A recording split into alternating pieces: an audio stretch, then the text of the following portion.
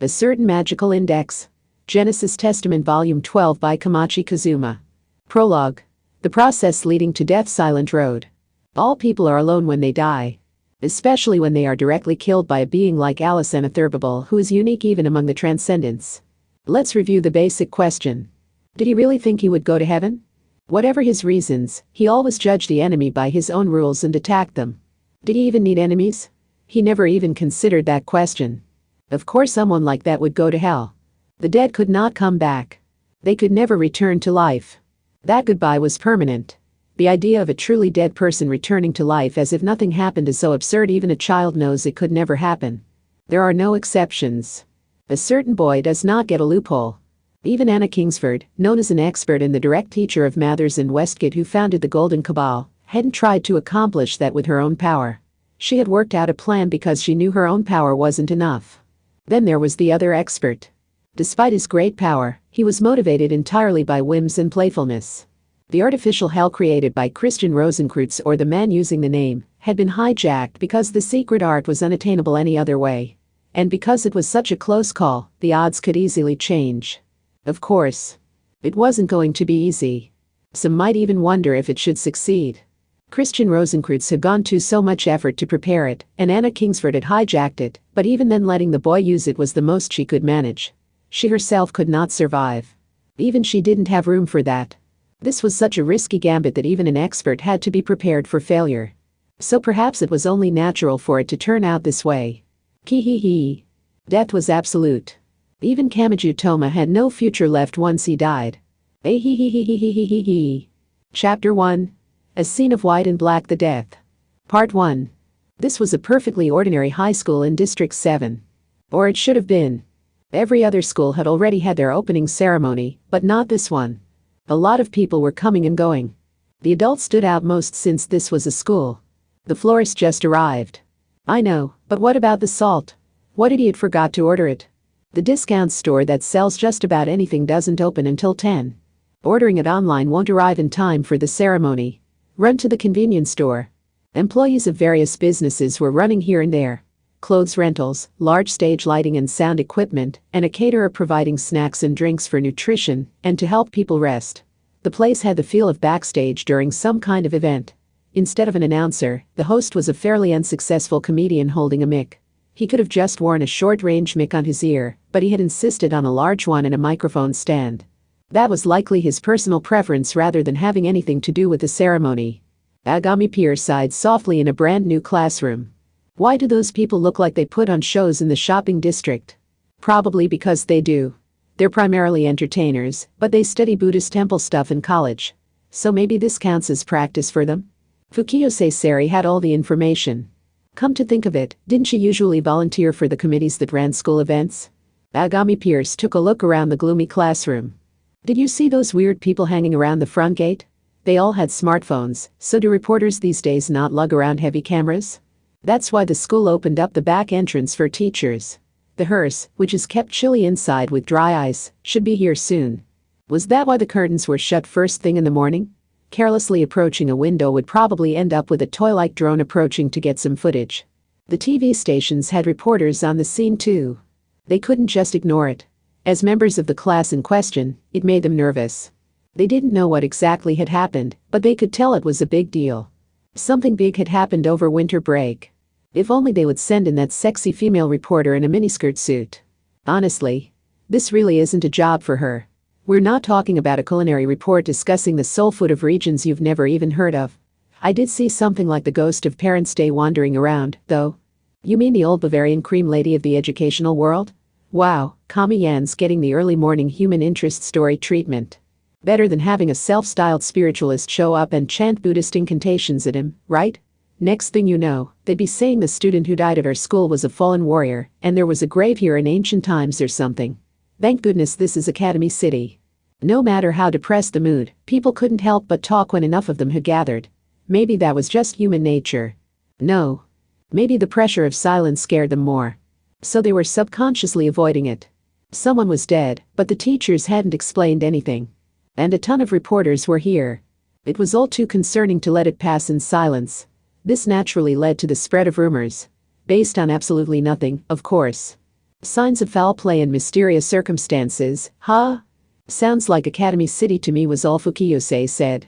As plausible as it sounded, they had no actual evidence. It was an empty conversation. If they knew the truth, they probably couldn't have said anything at all. Agami Pierce sighed again. I heard we'd be released by midday. The other classes will be. We're riding a bus to the crematorium, so it's a full day for us. What about lunch? I'm a little worried about that.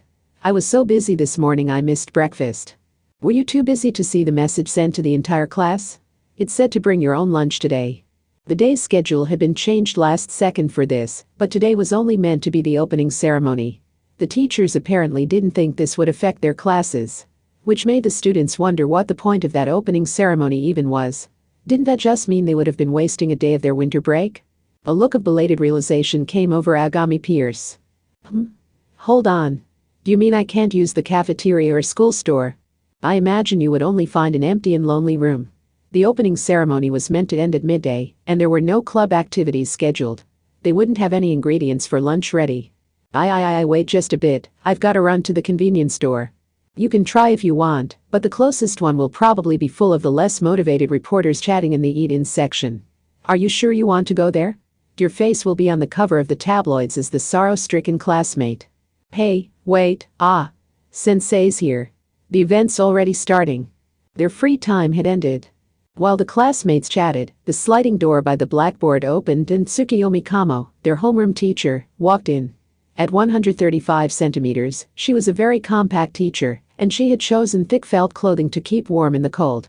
If not for the veil over her head, it could have looked like a private elementary school uniform.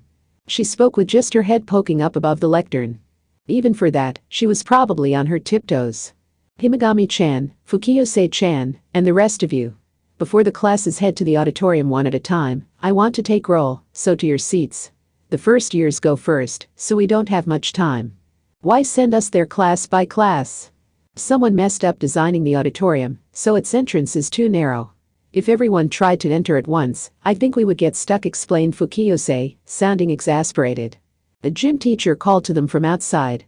The busty one who always wore a tracksuit. The students filed out into the hallway. This was the first day of their third term, but there was no opening ceremony. Today was a special day. It was Kamachi Toma's funeral. Part 2. Inside a student dorm in District 7. Specifically, inside a room on the 7th floor. Palm-sized Athenas, the 15 centimeters god, stood tall on the glass table. The kotatsu had been put away since it used power. They had to pack their things. Leave the key next to the phone. I know. I do have a perfect memory. That was true of Index, a girl wearing a white nun's habit with gold embroidery, making it look like a fancy teacup, but Athenas couldn't trust the girl's accuracy for a very different reason. Remembering everything she saw and heard was all well and good, but then how did she explain being told very clearly that the industrial-sized bag of rice crackers was for everyone to eat through little by little over the course of January, and then leaving nothing but the empty bag the very first chance she got? The cat mewed. Oh, right. Him. We can't leave Sphinx here, can we? Index picked up the calico cat. Just like she always did. The cat didn't seem to understand the human circumstances. Athenas didn't want to be stuck with him, so she looked away from the ferocious beast, only to meet the eye of a dove sheltering from the rain on the narrow balcony railing. The symbol of peace looked her in the eye and tilted its head. The feathery thing didn't seem to mind the January chill. Is that everything? It should be. Index was carrying the cat in her hands. She hadn't said anything, but Athenas was already up on her shoulder. Athenas arrogantly crossed her legs and whispered with her voice low. Then are you ready? Yes. The cat is really the only thing you're taking from the room? Because this is Toma's room. That it is. Their circumstances differed, but they were both freeloaders here. The room belonged to someone else. And looking at it now, they could see just how much that boy had shared with them. Even though he hadn't been in any way obligated to do so. He hadn't been particularly well off and had constantly lamented being a poor student. But when accepting them, he had done it without a second thought. Index put on her shoes at the front door. Would she never complete that simple action again? She didn't say anything for a while. After tapping her toes against the floor to adjust the fit of the shoes, the white nun opened the front door. Index looked back into the room just once, but she saw only an empty space. The thin door to the student dorm room shut and the click of its lock rang loud. Part 3. The excitement of beginning the third term was nowhere to be found. "Does this look right?" asked Misaka Makoto. It was 8 in the morning. Only convenience stores and casual restaurants would be open at this time, but Makoto was inside a kimono store at a giant shopping mall. She stood quietly in front of a large mirror. She wore her short hair up, and she wasn't wearing her usual Tokuwadai middle school blazer. She was wearing a black kimono, which seemed out of place on a 14-year-old girl. The half-moon comb designs were the Misaka family crest. These were morning clothes. She of course wasn't going to attend her school's opening ceremony dressed like this. This is nothing like a New Year's furusode. It's heavier. "Misaka-san, are you ready?" A familiar face poked in. Shakiho Misaki appeared to have chosen Western morning clothes. Except why were they so see-through and revealing? That looked more like a black party dress. Specifically, it was a gorgeous black dress and veil, but it had slits all over the place with pearl accessories glittering here and there. Did that girl ever stop showing off? For some reason, the weird girl gave Makoto a weird look. Japanese clothing is a terrible choice for someone who doesn't know how to put it on themselves. My choice is definitely going to be easier. I wouldn't be so sure about that. That isn't a character costume, more goes into it than just zipping up the back, I'm betting. Come to think of it, you never wear long socks, do you? Anything that would turn into something like melted cheese when exposed to a high voltage current gets a no from me. And so she had chosen Japanese clothing. Misaka Makoto wanted nothing to do with garter belts or stockings. Still, she was glad she had gotten the scheming queen's help, since she knew how to rent out a kimono store before it opened for the day. This store's quality was superb even with a rush job like this. But maybe that was always the demand for morning clothes. On her own, Makoto wasn't sure she would have even considered getting morning clothes. That said, Tokuwadai's uniform was too bright for a sorrowful ceremony like this, so she had wanted something else to wear. She wasn't used to carrying around a small purse. For all the annoying insurance-related paperwork, she had agreed to all of the employees' recommendations and then paid by card. The two of them left the store together. Shakiho Misaki immediately began clutching her shoulders and shivering. Was he trying to accentuate her boobs? Ah, it really is January, isn't it? I thought all the slits and sheer lace would be sexy, but the winter chill is piercing right through it. Imagine that. Wait, why don't you understand me? Misaka-san, is your morning clothes ability stuffed with fluffy cotton or something? Hey, quit it, don't grab onto me, you made your choice, you exhibitionist idiot, so now deal with the consequences on your own. Really, those were supposed to be winter morning clothes, so why was her skin showing through? And wouldn't you normally at least drape a shawl or stole over your shoulders to stay warm when outside? Makoto stared into the distance and muttered to herself. They do say children don't feel the cold. Or is the saying that idiots can't catch cold the one I want here? I don't want to hear that from the girl who wears shorts, no matter how rainy or windy it is. Shakiho was lucky she wasn't wearing a shawl. Because Makoto might have strangled her with it. Just as Tokuwadai's ace and queen were about to start grappling on a second-story outdoor passageway, something flashed in the corner of Makoto's vision. It came from the open terminal at the interior of the large C-shaped shopping mall. It was a taxi's headlights. The tall-roofed light station wagon taxi was modeled after the London ones. It was very round and cute. Shakiho Misaki was using her phone as she walked. She appeared to have used a taxi-hailing app. We can't exactly walk through the entire city dressed like this, can we? No, we can't, honestly admitted Makoto. Yes. You're dressed as provocatively as a video producer desperate to get her subscriber count up. If you were walking out in the open, anti-skill would be on the scene in no time even this early in the morning. Sigh. I really don't want to hear that from the girl strutting around in the much freakier combination of a 14-year-old and morning clothes. Oh, it turned out the chain of her purse could also be used to strangle. The mall hadn't officially opened yet, so the escalator wasn't running. After using it like stairs to reach the ground floor, Makoto and Shakiho climbed into the taxi's back seat. The driver was a woman. Maybe that was something the app let you request. Where to? To the District 7 high school that was recently rebuilt. The one requiring black clothes like this to get in today. Right. That was all the driver said. The taxi smoothly pulled out onto the public road. The driver thoughtfully switched off the overly bright LCD advertisement. Makoto's warm Japanese clothing was fluffy enough to make fastening her seatbelt a challenge. After making sure she heard it click, she sighed. So are we splitting the fare 50/50ths? Sorry, but this is a hired vehicle with a contract updated every 6 months, so the distance of a single trip like this doesn't really have a price. Or were you offering to pay for the full half year? Go to hell. Their wealthy surroundings had its pros and its cons. Showing off with vehicles like this tended to escalate in any surroundings, but at Tokuwadai, some girls went as far as hiring a helicopter. And unlike in the movies, they couldn't just land on any building roof, which made them extremely inconvenient for getting around in a city. The taxi, or was it technically a hired vehicle? Whatever it was, the car traveled smoothly. The city had a unique feel this early in the morning. Some of the restaurants were serving their morning menu, but most other service industry locations had their metal shutters down. The city still hadn't woken from its slumber. In some places, both sides of the major street were rejecting customers. No. Was it more than just that? Since she had nothing to discuss with the scheming queen, Mikoto looked out the window. Academy City was torn up. Buildings here and there were covered by soundproofing sheets, and construction equipment like bulldozers and concrete mixer trucks were traveling every which way on the morning streets. At some intersections, the streetlights were dark and adults were directing traffic.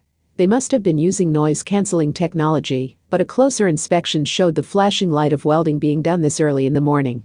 Anna Sprengel, Christian Rosenkreutz, and Alice Anna Thurbabel. The repairs to the city had been delayed by one major incident after another. I wasn't involved in it all, though. Would the outcome have differed had she been? Mikoto wasn't confident she could have survived an incident not even that idiot had managed to overcome. She didn't feel like she had survived. She had been left behind. That more accurately summed up her feelings. Those who had lost their lives may have been furious to hear her say so, though. She saw a city of white, black, and gray. The pretty exterior had been stripped away. Just viewing it brought a gloom drifting down onto her like volcanic ash. She muttered a few words with her eyes still directed outside the window. How much longer? We were almost there. Part 4. At the international airport in Haneda. Kanzaki Kori was Japanese, so she could blend into the crowds easily enough, including her 2 meters katana she had slipped through hidden among her luggage.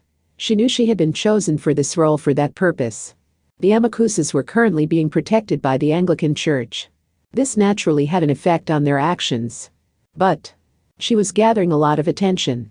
And not because she was wearing a midriff-bearing top and jeans with one leg cut off at the base of the thigh. How long are you going to keep crying? But. She was with Itsuwa. They had received word of that boy's death some time ago. Nevertheless, Itsuwa had been like this the entire flight here. The flight attendant kept giving her worried looks, and the child in a nearby seat had snickered, probably because he thought she was overreacting to a movie. Yet she was supposed to be a member of the Amakusa Church who stuck to their faith, even if it meant going into hiding. As Itsuwa finally replied, her eyes were red from rubbing them so much. Tadamiya, Tsushima, and the rest had managed to restrain themselves, but Itsuwa hadn't. It doesn't bother you, priestess? I mean, we can never see him again. Kanzaki had failed to save someone. She was always insisting she would save everyone, yet this was a familiar feeling for Saint Kanzaki Kori. She was always the only one to survive, and the world never did change. He was dead, but time marched on. Mercilessly. No, she couldn't just let death happen and move on. There was much that had to be done because someone had died. Kanzaki sighed softly. The smell of morning curry wafted in, presumably from the lounge. Just like any other day. Academy City's District 23 had an international airport. There were direct flights there from England. So why had the Amakusas entered Japan through Haneda, which was outside the city? Kanzaki Kori quietly asked for confirmation. You know what we must do, don't you? Yes. Part 5. Grey Academy City was falling apart after so many consecutive battles. A long narrow polished car drove slowly through the city, looking out of place among all the damage that had happened too quickly for repairs to be made. It was colored black and gold. It was a hearse. There must have been a tacit understanding because the workers directing traffic rotated their red poles to keep the hearse moving. Academy City had the unusual feature of a population 80% made up of students. The housing was overwhelmingly made up of student dorms. This greatly changed the methods for wakes and funerals compared to ordinary cities. For example, the majority of people had no blood relatives in the city, so the body was generally not returned home for a wake after the death was confirmed at a hospital. A wake was either held at a ceremony hall, or the body was stored in the morgue a while longer. Also, funerals were usually held at the student school. This served several purposes. It helped reduce the impact of the death on the teachers and students. Any specialized facilities for that purpose would be too few in number to cover all the city's dead, and most importantly of all, it made a clear statement of who had jurisdiction over the body that had gone through the Esper development program. Altogether, this meant there was no hiding the date of a funeral. Because of this, if you knew the start and end locations, the frog-faced doctor's hospital and an ordinary high school in this case, you could predict what route the hearse would take. It helped that the unusual length of a hearse restricted what streets it could use. The building was leaning at an angle after its rebuilding had been delayed. On its roof, human Aleister clutched the twisted railing and stared intently down at the ground. The hearse couldn't have been more vulnerable. He could only imagine they were unaware of the value of what they carried. The golden retriever by his side spoke bitterly. Don't. But this is the last chance. See him off. Like a true friend should. I know that. But this is the only chance to steal the body intact. He roared. Anyone could choose to do the right thing. But there were paths that could not be reached in that way. Throughout this human's history, he had been despised for taking those paths. He didn't ask for others' understanding. He had learned all too well over the course of his life that someone who feigned intellectualism by lobbing criticisms from a position of safety could never direct history in a positive direction. If he was going to change things, it had to be now. Chances were slippery. They were reduced in real time. And they never grew. He will be at the crematorium in a few hours' time. Once even his bones have been burned and not even a hair remains to retrieve his DNA map from, it's all over. Then I truly will be powerless. Doing the right thing? Nonsense. What good is that other than a salve to dull the pain of failure? This is how it always works in my life. It's too late to regret your actions once it's all over. The boy's death had already been confirmed. He was past the point of being revived by electric shocks or a cardiac massage. Why? Why obsess over the presence of the body at this stage? Why must he steal it intact? Aleister's opinion was simple. He simply couldn't accept it. He had seen the moment of death more times than he could count. But that didn't mean he was used to it. Academy City has clone technology. Anyone would feel this way. If there was a means of overturning death, what was wrong with relying on it? This really could be the last chance. So struggle. He had no obligation to nobly give up and protect the natural order. He shouted. With all his strength. What about powered suits filled with life support devices, cyber tech, artificial ghosts, or even giving his preserved corpse autonomous movement? Yes, he's dead, but so what? Death is no reason to give up. If I make all the mistakes myself, then he can again smile in this world. The golden retriever said nothing. Aleister had to know he was wrong. But Kaharinokan understood how foolish it was to reject someone's emotions based on what was logically right. Besides, the Kahara family placed no importance on what the general public considered to be right. Aleister was human through and through. For better and for worse. Kaharinokan actually liked that messier side of him. That was a fact. But the golden retriever used a skinny mechanical arm to place a cigar in his mouth. And he prepared a special lighter to light it. Not everyone is going to understand your idea of romance. Without warning and as cheaply as in a TV drama, a cold rain began to fall. Kaharinokan stared at his top-quality Cuban in disappointment. The rooftops were private property, so Academy City's no-smoking ordinance shouldn't have applied there. There had been no advance sign. This rain was blatantly unnatural. Then again, maybe it was wrong to look for anything natural inside Academy City to begin with. A voice spoke within the pouring rain. Cool it. He wasn't actually here, of course. The familiar voice was not playing from a speaker. Even a researcher with the Kahara name was a smidge impressed. That's the sound of the falling rain. So are you superimposing your voice onto the vibrations of the raindrops themselves? Meanwhile, the human spoke with his voice low. As if he were uttering a powerful curse. The new board chairman, huh? And get a clue. You don't have a choice here. That third-rate bastard used up all his options that day. That's all there is to this. Neither of us can waltz in after the fact and start messing with things. This rain didn't just seem artificial. It truly was artificial rain created by Academy City technology. He could freely control the entire world's weather and environment, but a single person's life was beyond his reach. Controlling so much great knowledge wasn't enough to make someone happy. But this wasn't enough to extinguish Aleister's obsession, which burned as hot as scorching lava. Like steam, incredible emotion rose from his shoulders. You can't just let this happen, can you? You must understand. He didn't need to die. Anna Sprengel, Christian Rosenkreutz, and Alice Anna Thurbable, those were all issues we should have solved. But he carried it all on his shoulders when there was no need to. And now you're going to give up? Surely you understand. If we follow the ordinary morality that everyone understands, we will lose him forever. Yes, admitted Accelerator. He accepted the possibility that something that should have ended could be made to continue using a cruel and grotesque method. If all you wanted to do was make the flesh and bones called Kamachi Toma continue operating, that could be done. You could mend the stopped brain and send electrical signals through it again. But only that.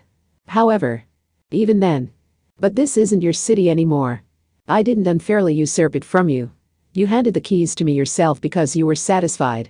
Coming back now and trying to take it back is just sad. He wasn't level-headed. He knew what this meant. He had his own thoughts on the matter. But Accelerator appeared to be fighting his own emotions. And the number one knew what happened when his emotions and his reason fought and the emotions won. After crawling through the city's darkness, he knew all too well. And he knew that bloody path led nowhere. So he would show that his desire to not turn back and to keep his path a one-way road was more than just wordplay. I know, said the new board chairman. His voice firm. After choosing to participate in that experiment to kill 20,000 clones, I know what it means for someone to die. The living are free to struggle against death. And I think they should. But someone else messing with someone who's already dead is something else entirely. It's similar, but so very different, Alistair. The 20,000 clones numbers had been reduced to less than 10,000. Could he atone for his sins by using the same cells to produce another 10,000 girls with the same face? Like hell he could. Those unspoken words left Alistair stunned. Even an idiot could understand this. Accelerator was undeniably in the right here. Kaharinoken's wet and unlit cigar wiggled uselessly in his mouth. The military clones, That experiment was meant to evolve the number one. Or that was the official story anyway. It pushed him to grow in an unexpected direction, but you're still the one that gave him that push, Alistair.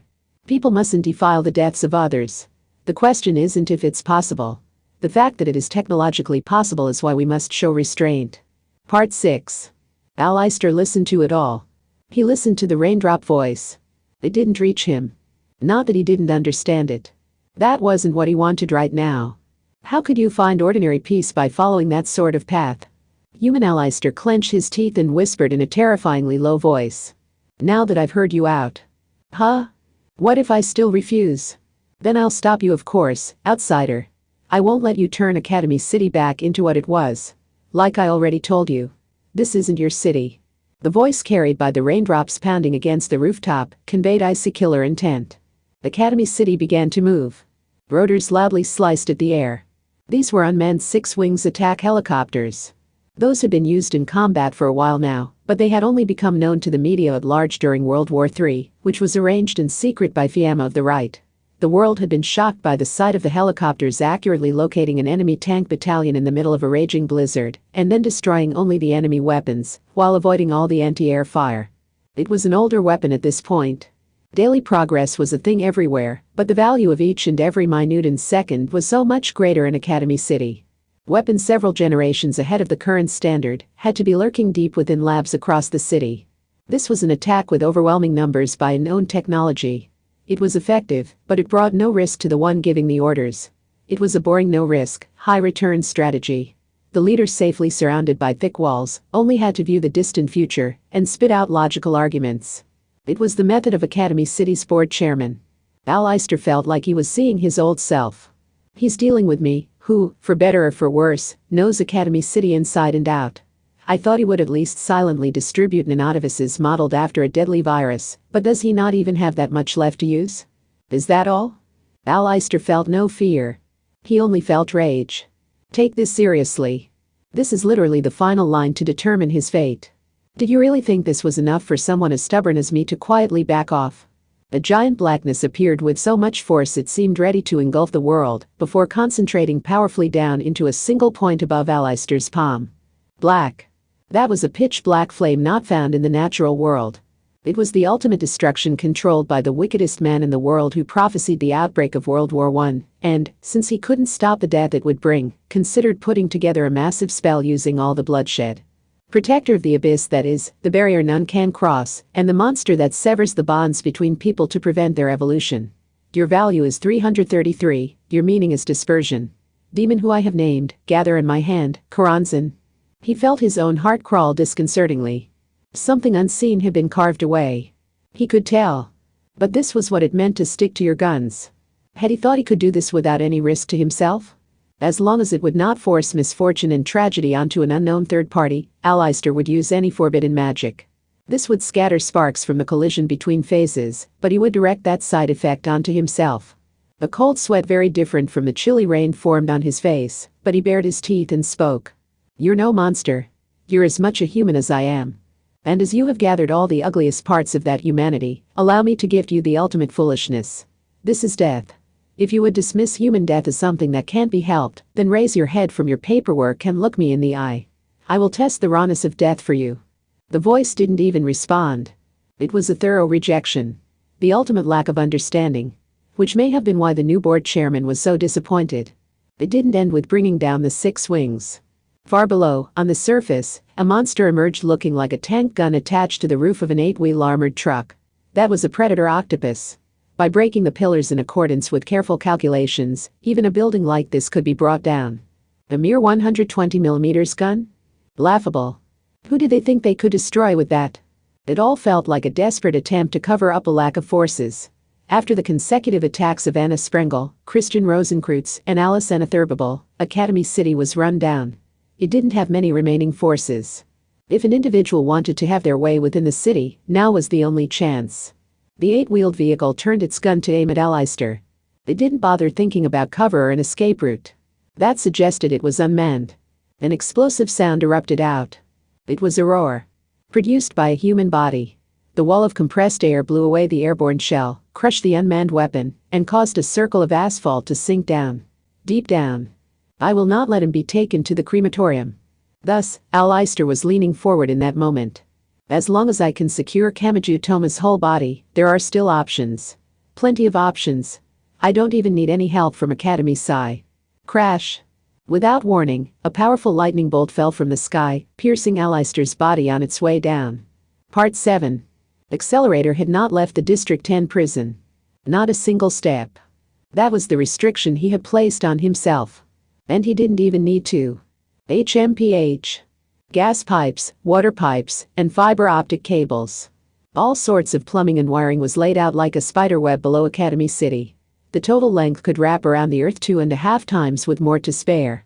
So, with the ultimate vector control power, there was no need to leave the strictly guarded prison. As long as he knew an effective path, he could easily use the artificial objects underground to manipulate the atmosphere, create pressure differences, and send down an electric attack like a spear piercing the human who was located several train stations away. He had never said he was helpless just because he wouldn't leave. No matter the reason, he would not use a crisis as an excuse to cut his punishment short. But with so much power at his disposal, he couldn't just let people die when he was capable of saving them. Both of those were absolutes in his mind. He would make them both work together. So the new board chairman had honed his number 1 level 5 power to this point. Could he win against that bastard now? A meaningless question. Accelerator shook his head. What good was winning? For that matter, did he even need enemies? Creating a world with no need for a division between friend and foe would be the much greater challenge. But there was a boy who had accomplished something close to that. He hadn't cared too much about the level system, he had understood adults and children alike, and he hadn't cared if someone was from inside or outside Academy City. It was a small thing, but someone had created a world like that. He hadn't feared failure. Even if it meant embarrassment, injury, or acting in vain, he hadn't hesitated to reach out his hand. It was the same for Accelerator. In his fairly short life, the moments he sensed obvious growth in himself were generally when he was crawling through the mud. The number 1 could count his experiences like that on one hand, but that boy had done it every single day like it was normal. He had grown so much more. Which explained why Accelerator had never been able to catch up. Board chairman of Academy City? Maybe all forms of information gathered here. But that boy's field of view had to have been much wider. Focus on the immediate issue. Accelerator looked to one wall of his cell. The LCD monitor there displayed all sorts of information at once, and it was currently producing a voice. This was not a voice of fiery rage. The emotion was more like a resentment with a sticky consistency of mud. It was the voice of a cornered beast. That was roughly 1 billion volts. Did that wake you up, human? So the artificial rain was only the rehearsal. To test how far your vector control could influence atmospheric and meteorological conditions. He hadn't used dry ice or silver iodide. This weather control had used an entirely different principle to alter the atmospheric pressure. Should he create some scorching plasma next? That level of deception is standard on the dark side. People have a bad habit of readily accepting lies they find convenient. Ridiculous. Like I would change the weather just to help you cool your head. Civilian companies have weather forecast apps these days. And there are tons of people who would rate them poorly after just one prank like this. Part 8. Burning wasn't quite the right word. All the oxygen molecules in the air were split into individual atoms before rebonding and giving off the distinctive odor of ozone. Aleister clenched his teeth while doubled over on the rooftop as a second punishing blow dropped toward him. A blinding flash and deafening boom followed. Gah! I don't need a big one-shot attack. These words rejected everything Accelerator used to be. And he spoke them without a hint of hesitation. Were the logics of an offensive battle and a defensive battle entirely different? If I have a way to whittle down your stamina bit by bit, I just have to keep doing that as long as it takes. I can slowly but surely wear down your defenses. I will continue to fight with the resources I have. Can you kill me right away? If not, you're screwed. It doesn't matter how boring and silly a win this will be. Gah, ka. A third bolt. A fourth. But he didn't break. Aleister Crowley did not fall. Everyone else was accepting that boy's death. He had to consider what would be lost if he broke now. Just once more. Not yet. I will have my way this time. I will use every piece of knowledge at my disposal. But not for myself. So that he can stand back up and once more reach out that right hand to save many more people. I will break any taboo that stands in my way. If it will keep them from giving up on a human life, I will stand up to even the most powerful enemy. What does it matter if you defeat that enemy? Why do you even need to make enemies? He had no answer. He couldn't find anything to say. He was the human who had belonged to the world's largest magic cabal, and had made full use of his notoriety in that world, but had also made countless enemies, and ultimately vanished into the shadows of history. Aleister himself knew what would happen if he bragged about being the most infamous magician in the world. A life of making and defeating enemies did not lead to happiness. The effort spent on gathering the power to kill and end problems that way could instead be spent on working to explain yourself. To avoid opposition and misunderstandings in the first place. Effort toward that was much healthier and correct. The Golden Cabal had been the world's largest. Aleister Crowley was the magician who had won and survived the Battle of Blythe Road. But, in the end, had he found happiness by only pursuing the power to master magic and to fight? What did it matter if you were the strongest? Someone else had once walked that path. The old board chairman had stayed there, but the new board chairman had begun searching through the darkness for a different exit. His voice spoke. The collection of raindrop sounds carried human emotion. No matter how many detours he had taken along the way, his continuing effort to atone for his sins had allowed this monster to begin down a different path from Aleister. You could have risked your life to reach out a helping hand. You were in the city, so you weren't just an observer. You had what it took to take part in the conclusion. But now isn't the time for that. It's already over. One by one, the new board chairman's low words stabbed deep into his own chest. You were in the city, weren't you? Then location wasn't the issue. Like I said, it was an issue of timing. You chose the wrong time to play your trump card. Aleister's mouth opened and closed, but no words left it. And not because of the lightning. They were both unusual geniuses, so he understood what the number one was trying to say. Simply put, accept the truth. Stop blaming it on everyone else. This is all the result of your own choices. Trying to cover up your own failures will only distort the world around you. Oh. He crumbled. He couldn't even breathe. His voice eventually rose to a cry, the cry of human lamentation. It wasn't like he had especially cared about the boy to begin with. No matter how unusual they were, his plan had him observing all residents of Academy City equally. Let's do this. No words are necessary. We know each other better than that. But in truth, that boy had delved deep inside the windowless building and, with Mina Mather's help, smashed Aleister's plan with his right fist. Then proved that we can defeat Coranzan without using Lilith. What other way is there to protect your precious baby? He had saved baby Lilith and battled Great Demon Coranzan.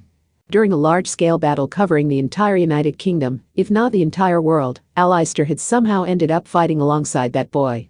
How much had that saved him on the inside, even as he maintained a cynical attitude toward the world? Without seeing that boy's way of life up close, Aleister could never have faced his own inferiority complex, and would have been killed by Mathers then. When Alicent Thurbable appeared and delivered a devastating blow to the dark side, Aleister had once more entered Academy City. The monster himself had forgotten how that boy had wept upon learning of human Aleister Crowley's survival. Run away with me, Anna Sprengel.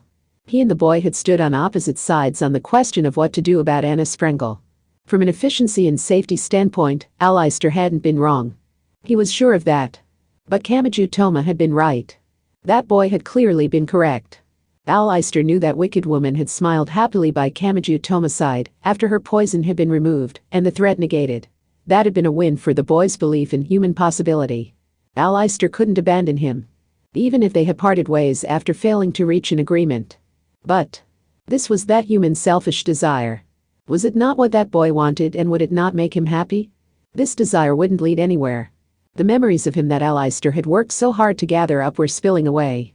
It was time. Give up. If you truly want to focus on a life more precious than your own. Oh. Yes. The final person accepted it. Accepted his death. Part 9. Inside a District 7 hospital, it was still early morning. No one else was inside the hallway waiting area where a few vending machines were lined up. The frog-faced doctor sat alone on the artificial leather sofa there, staring out of the window as raindrops pounded on it. The paper cup in his hand hadn't moved in a while. The coffee had long since gone cold. Phew. He's let out a heavy breath. He had seen the hearse off. It was necessary, but this was his hardest job as a doctor. Would the funeral be starting about now? He drew the line here. As the doctor who had failed to save him, he felt wrong heading to the funeral. He wished the boy's surviving family could at least direct all their anger at him, but his parents wouldn't even be in the city. There were lives he could not save. No matter what strange alternate name he was known by, there was nothing he could do when the patient's heart and brain activity had stopped by the time they arrived at the hospital. The frog-faced doctor could only save the living. Nevertheless, he couldn't help but wonder. What if? If he had broken more of the rules, could something have changed here? Does it make me cold-hearted that I can calmly say I shouldn't do that specifically because it is technically possible? Hurried footsteps snapped the frog-faced doctor out of his reverie. Someone poked their head out from around the hallway corner. It was a familiar face. It belonged to a young medical intern. "Doctor, we have an emergency. A District 7 ambulance is headed our way. There was an accident at a construction site, and a worker had their hand caught in the machinery." "Understood. Prepare to receive them immediately." He swallowed the rest of the liquid in the paper cup, crushed it in his grip, and tossed it in the nearby trash can. He stood from the sofa. The frog-faced doctor turned around. His white coat swishing around him. He turned his back. He cut off all feelings related to Kamachi Toma, who was already gone. It was a conscious choice. Nothing he could do would bring back the dead. But there was another emergency patient he could still save. Part 10. In a brand new high school in District 7, Kamo-sensei spoke to the students in her classroom. "Fukiyose-chan, Agami-chan, and the rest of you too. The ceremony is about to begin, so please move to the auditorium." They filed out. It was all in motion now. The final obstacle, Aleister Crowley, had been removed. The world had accepted it.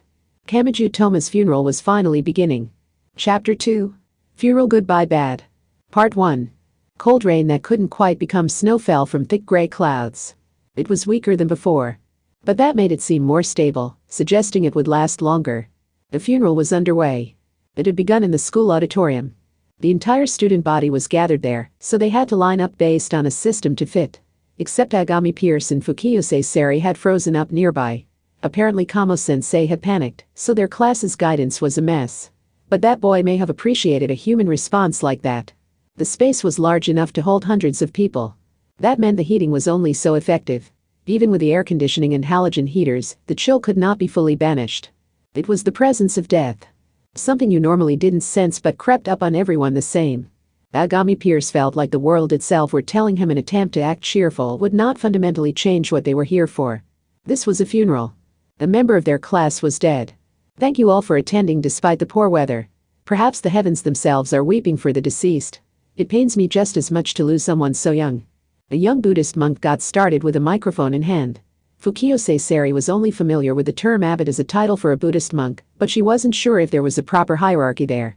"The abbot is the head of a single temple," explained Agami Pierce. "They're the one who leads the rest of the temple's monks. But there are a fair number of temples where the abbot is the only monk due to the aging population or just being shorthanded, so a lot of people get the terms monk and abbot confused. It's unusual for someone that young to be one." "Why do you know so much about this? What, are you really not reading that social media gag manga that went viral on New Year's? It's called I Was Reincarnated, and got a hypnotizing 5 yen coin that makes people do anything I say, but I ended up in a Buddhist temple full of macho monks. The unexpected mismatch. What fate awaits our gloomy heroine after the ascetic life and vegetarian food cleanses her in body and soul? Why can't someone ban this guy's very existence?" asked an exasperated Fukiyose.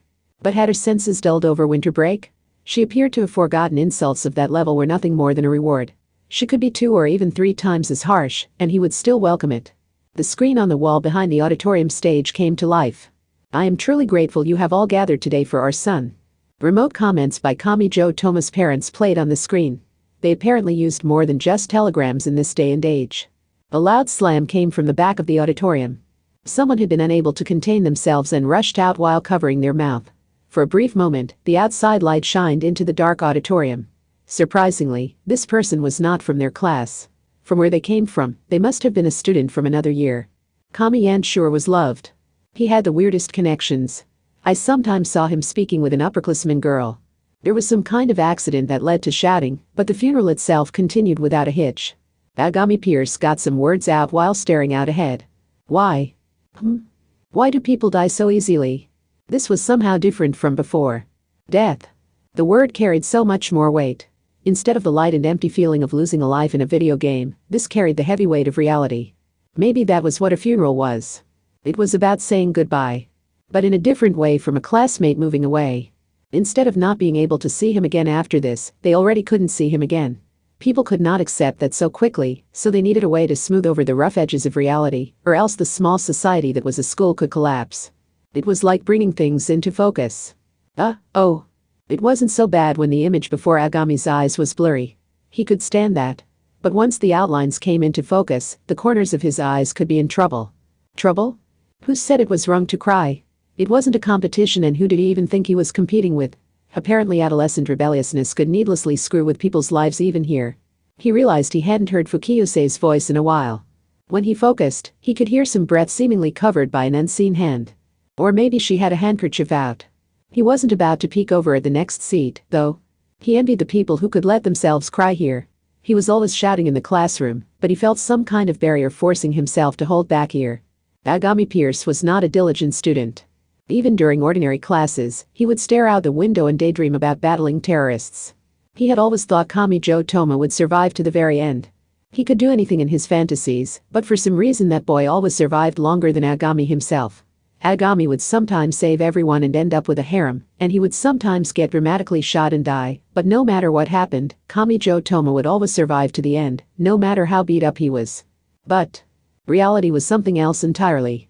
He could think of any number of things to say if he were the one to die, but he couldn't think of a single one when it was Kamijo Toma who had died. I'm such an idiot, he muttered to himself. He hadn't expected this. Something had happened somewhere he wasn't aware of. He guessed people all over thought these things as they lived with regret. Now, if you will please come forward to burn incense. Yes, it will help if you climb the stairs on the right and descend the stairs on the left. You may begin. Part 2. Meanwhile, 2 girls experienced this from a different viewpoint. District 7. An ordinary high school. The entire student body was gathered in the auditorium. But even with the warmth of hundreds of bodies, the chilly air could not be entirely banished by the air conditioning, too weak for the size of the space, and the halogen heaters set up in a hurry. That acted as the breath of death in contrast to the human warmth. A large portrait photo sat atop the stage. The face belonged to Kamijo Toma. They must not have expected this. He looked almost villainous on the portrait forcibly blown up from his student ID. But maybe anyone would in an expressionless ID photo taken from head-on. A part-time monk, who was apparently an unsuccessful entertainer who did this as a side job, held a microphone. His weirdly cheerful voice may have come from mixing together his 2 jobs. Thank you all for attending despite the poor weather. Perhaps the heavens themselves are weeping for the deceased. It pains me just as much to lose someone so young.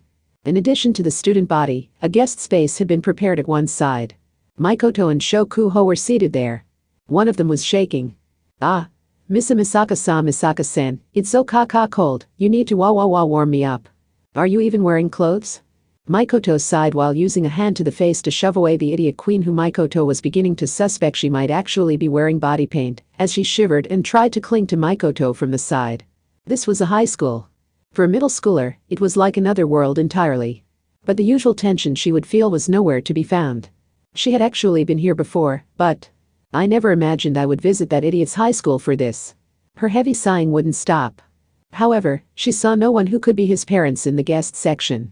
Unsurprisingly, given all the paperwork and approvals required, there just hadn't been time to invite someone into Academy City. What is it, scheming queen? Oh, I was just wondering who the chief mourner is. On, halogen heater. Shokuho Misaki's eyes melted at a machine that was like a warm fan that an official had placed in the nearby aisle. She looked about ready to spread her arms and hug the heater with hearts displayed in her pupils. Why had she even come to the funeral? That aside. Chief mourner. Come to think of it, this was odd. As fancy as all this looked, the crucial pillars were missing. It all felt hollow and artificial. That said, we must not keep the deceased here forever. As painful as it will be, we must continue with the ceremony to put him at ease as he takes his journey into the great beyond. A gentle sound enveloped the auditorium. Classical music of unknown composer and title began to play. Mikoto knew how to play the piano and the violin, but she frowned. She didn't recognize this. It may have been healing music recently composed entirely on a computer. That would be fitting for Academy City. A slideshow of photos played along with the music. It was obvious what these were from. The Daihasaisai, the Ichihana Ransai Kamijo Tomasen, really did smile so brightly during these events. Damp sobs spilled from here and there. But wait. Hold on. What was this? Even in his school, how many people even knew Kamijo Toma? He hadn't been part of any clubs and he had no connections outside his class. He wasn't a master shogi player, and he didn't get the top score in the national practice exam. So why were all of those students who looked like second or third years shedding tears? Mikoto was astonished. Maybe it was a Pavlovian response, like people who would always cry when hearing a music box playing when in a sad mood. They're like the delinquents who only cry at the graduation ceremony. Now that she had recovered using the heat of the halogen heater, Shokuho's whisper pierced sharply into Mikoto. You smile at New Year's and you cry at funerals. That was all it was. Like flipping a switch or turning a dial. Was that really enough? Could someone's life end with this? Of course, it would also piss her off if someone was chatting or using their phone in the middle of the ceremony, but this felt different somehow. The tears felt cheap. She wanted to stand up and shout that this wasn't right. Mikoto was sad. She didn't know what to do now that the time had come to say goodbye. But she felt her heart distancing itself at the scene she found here. The distance kept growing. Her heart had lost the ability to sense her feelings. Why? It was already over. She knew that. Yet she felt some kind of powerful impatience growing inside her. Was this really enough? Would this mark the end of someone's life? To represent you all, his homeroom teacher Tsuki Mikamo-sensei will now present some flowers. It might all look emotional, but it was nothing but checking off everything on the list. It was a routine. It was a ceremony to cut someone away from society, forget them, and erase them. And Mikoto saw a red dot out of the corner of her eye. Curious, she looked over to see a video being recorded. Since she wasn't familiar with funerals, she thought maybe that was a way to leave some memory behind, but that's the funeral company. I bet they'll chop it up and use it in their ads. Shokuho was more cold-hearted. Perhaps she was more accustomed to death than Mikoto. But from where? There was no answer to that question. As Shokuho faced forward, her profile looked somehow lonely. The entertainer hosting the event continued on. We will now receive a message from Kamijo Tomasen's parents. The slideshow of school events switched to something else. I am truly grateful you have all gathered today for our son. Were they using an online conference app? The white wall behind the auditorium stage acted as a large screen to project someone who was presumably his father. He was likely at home. The room behind him looked lived in. Maybe this had been too sudden for anything else. His username was displayed below him in small text. Kamijo Tuya. His flowing words were anything but cold-hearted. Even through the screen, Mikoto could sense just how hard that grown adult was clenching his teeth to get through it. That distant place carried a much more appropriate mood than the site of the funeral. Or so it seemed to Mikoto. She sensed something authentic there. I'm sure Toma's life in Academy City was full of smiles and memories with all of you. He never was great in school, and he didn't develop any kind of Esper power, but we have all of you to thank for allowing him to enjoy himself enough to forget about those things. Our son seemed so happy in all the emails and messages he sent us. He also sent plenty of photos and videos. Those limited glimpses into his life were enough to know his time there was a bright and happy one. And I imagine he enjoyed himself even more than he let us know. I would like to thank you all deeply on behalf of our son. Even if his life there was cut short, he was truly fortunate to be surrounded by so many wonderful Fry Kano. I can't do it. His trembling voice grew strained partway through. The middle-aged man's face filled the screen, with tears welling in his eyes. He was our family. Our son is dead. But they won't let us in the city. They won't even tell us the exact cause of death. Is it not as safe inside those walls as we were led to believe? This is crazy. What the hell is going on in that sigh, voice muted? His mouth flapped silently for a few more seconds before the video also cut out. The host put on a fake smile and worked at smoothing that over. Oh, dear. The signal appears to be unstable, and since it still hasn't come back, we will move on. How could they just move past that? Mikoto just about stood up from her folding chair, but Shokuho grabbed her hand firmly to hold her in place. Even his parents' wholehearted rebellion had accomplished nothing. That was just one branch on the flow cart. By following that branch through, they could bring the ceremony back on track. Now, if you will, please come forward to burn incense. Yes, it will help if you climb the stairs on the right and descend the stairs on the left. You may begin. If the entire student body burned incense, it would take all day. Instead, each class sent a representative up to the altar. The staff held stopwatches and kept everything on the schedule determined during the dry run. Someone had died, but they didn't allow anything to break down. It was like the sand in Hercules. Once the stock had been used up, it was over. The coffin would be shut and placed in the hearse to be taken to the crematorium. Then nothing would remain. Kamijo Toma would be burned to ashes, leaving nothing even on the genetic level. The entertainer monk continued with a smile. Finally, I would like to read the telegrams that have arrived from those close to the deceased. To start with, we have Miss Lavinia Birdway from England. It was ending. The funeral really was going to end. You're looking at it wrong. Still facing forward, Shokuho spoke quietly but clearly in her mourning clothes. Even though mental out wasn't supposed to work on Mikoto. Her voice was somewhat stiff, but she still managed to say it. We have to bring his life to an end ourselves.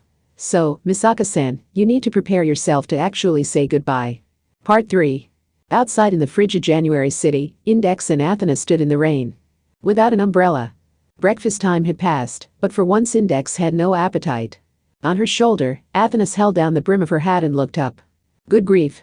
Even the weather forecast felt the need to betray us. This unnatural rain is more what I would expect of that human's misfortune. That would be just like Toma. Along with the fake-looking condition of the sky. A long vehicle passed them. The strange automobile was decorated with black and gold. It was a hearse. 2 buses followed after it. Once they had fully passed by, Athena whispered a question. Are you sure you don't want to go? What about you? I am the god of war, magic, and deception. This isn't Baldur's trial, and I'm not the type to cry at funerals. But you're a nun, aren't you? This really is your last chance. You might be fine now, but the regret over not seeing him off will weigh heavy on you later. I'm still in training. Index hung her head. She had to be feeling something. Athena didn't address it. The one-eyed god with a lance was rarely depicted as kind. Now, what will we do? We are a living sample of a magic god and a grimoire library. If we head out into the world with Academy City's protection gone, magic cabals the world over will be after us both. If you aren't interested in following him into death, then you need to continue working at survival. The city was surrounded by a thick wall, and invisible M&IR were used to cut off all wireless communications between the outside and inside. Even so, the air on both sides was the same, and bugs and birds could fly across the wall with ease. So, Index raised her head and gave her answer. We'll do what the carrier pigeon said to. Good grief. Is that method just so old-fashioned they overlooked it? But as soon as Academy City learns about it, they'll probably fill that hole with pheromones or light or something.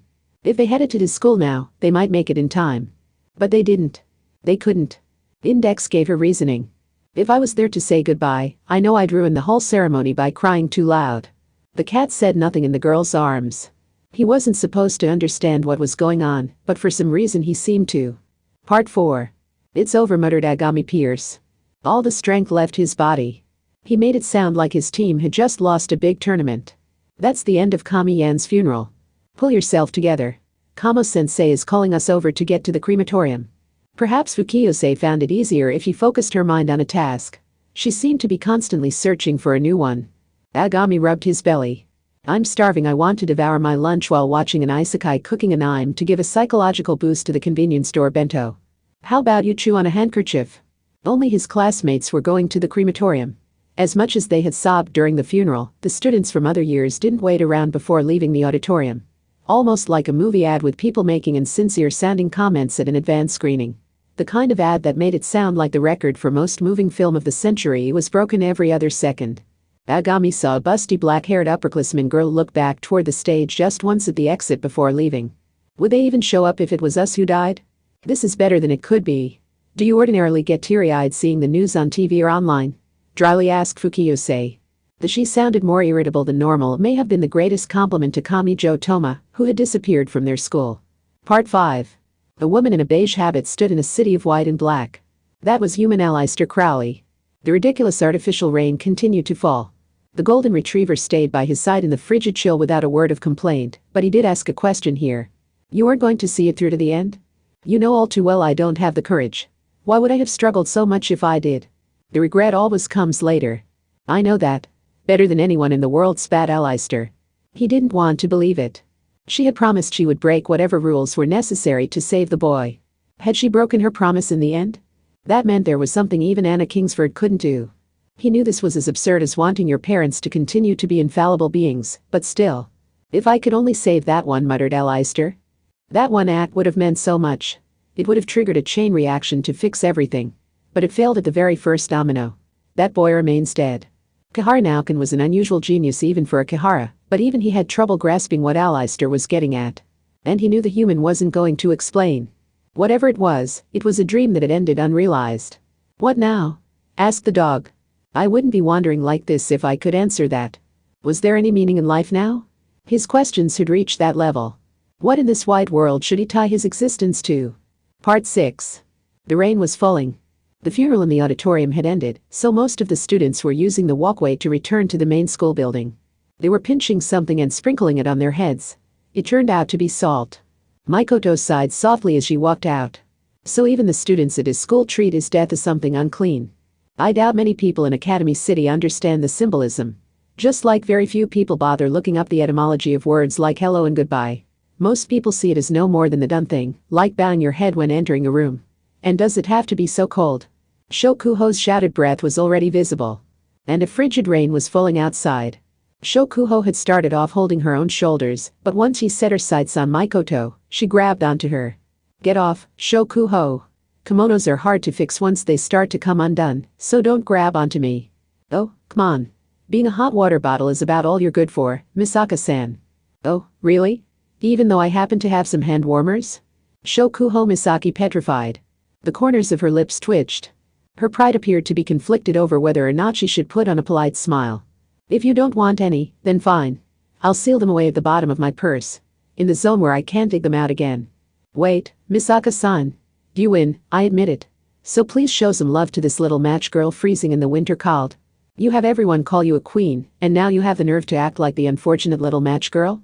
Mikoto toyed with the unathletic girl by tossing her hand warmer packs one after another, as if to have her juggle them. This entire exchange may have been a way of preserving their mental balance.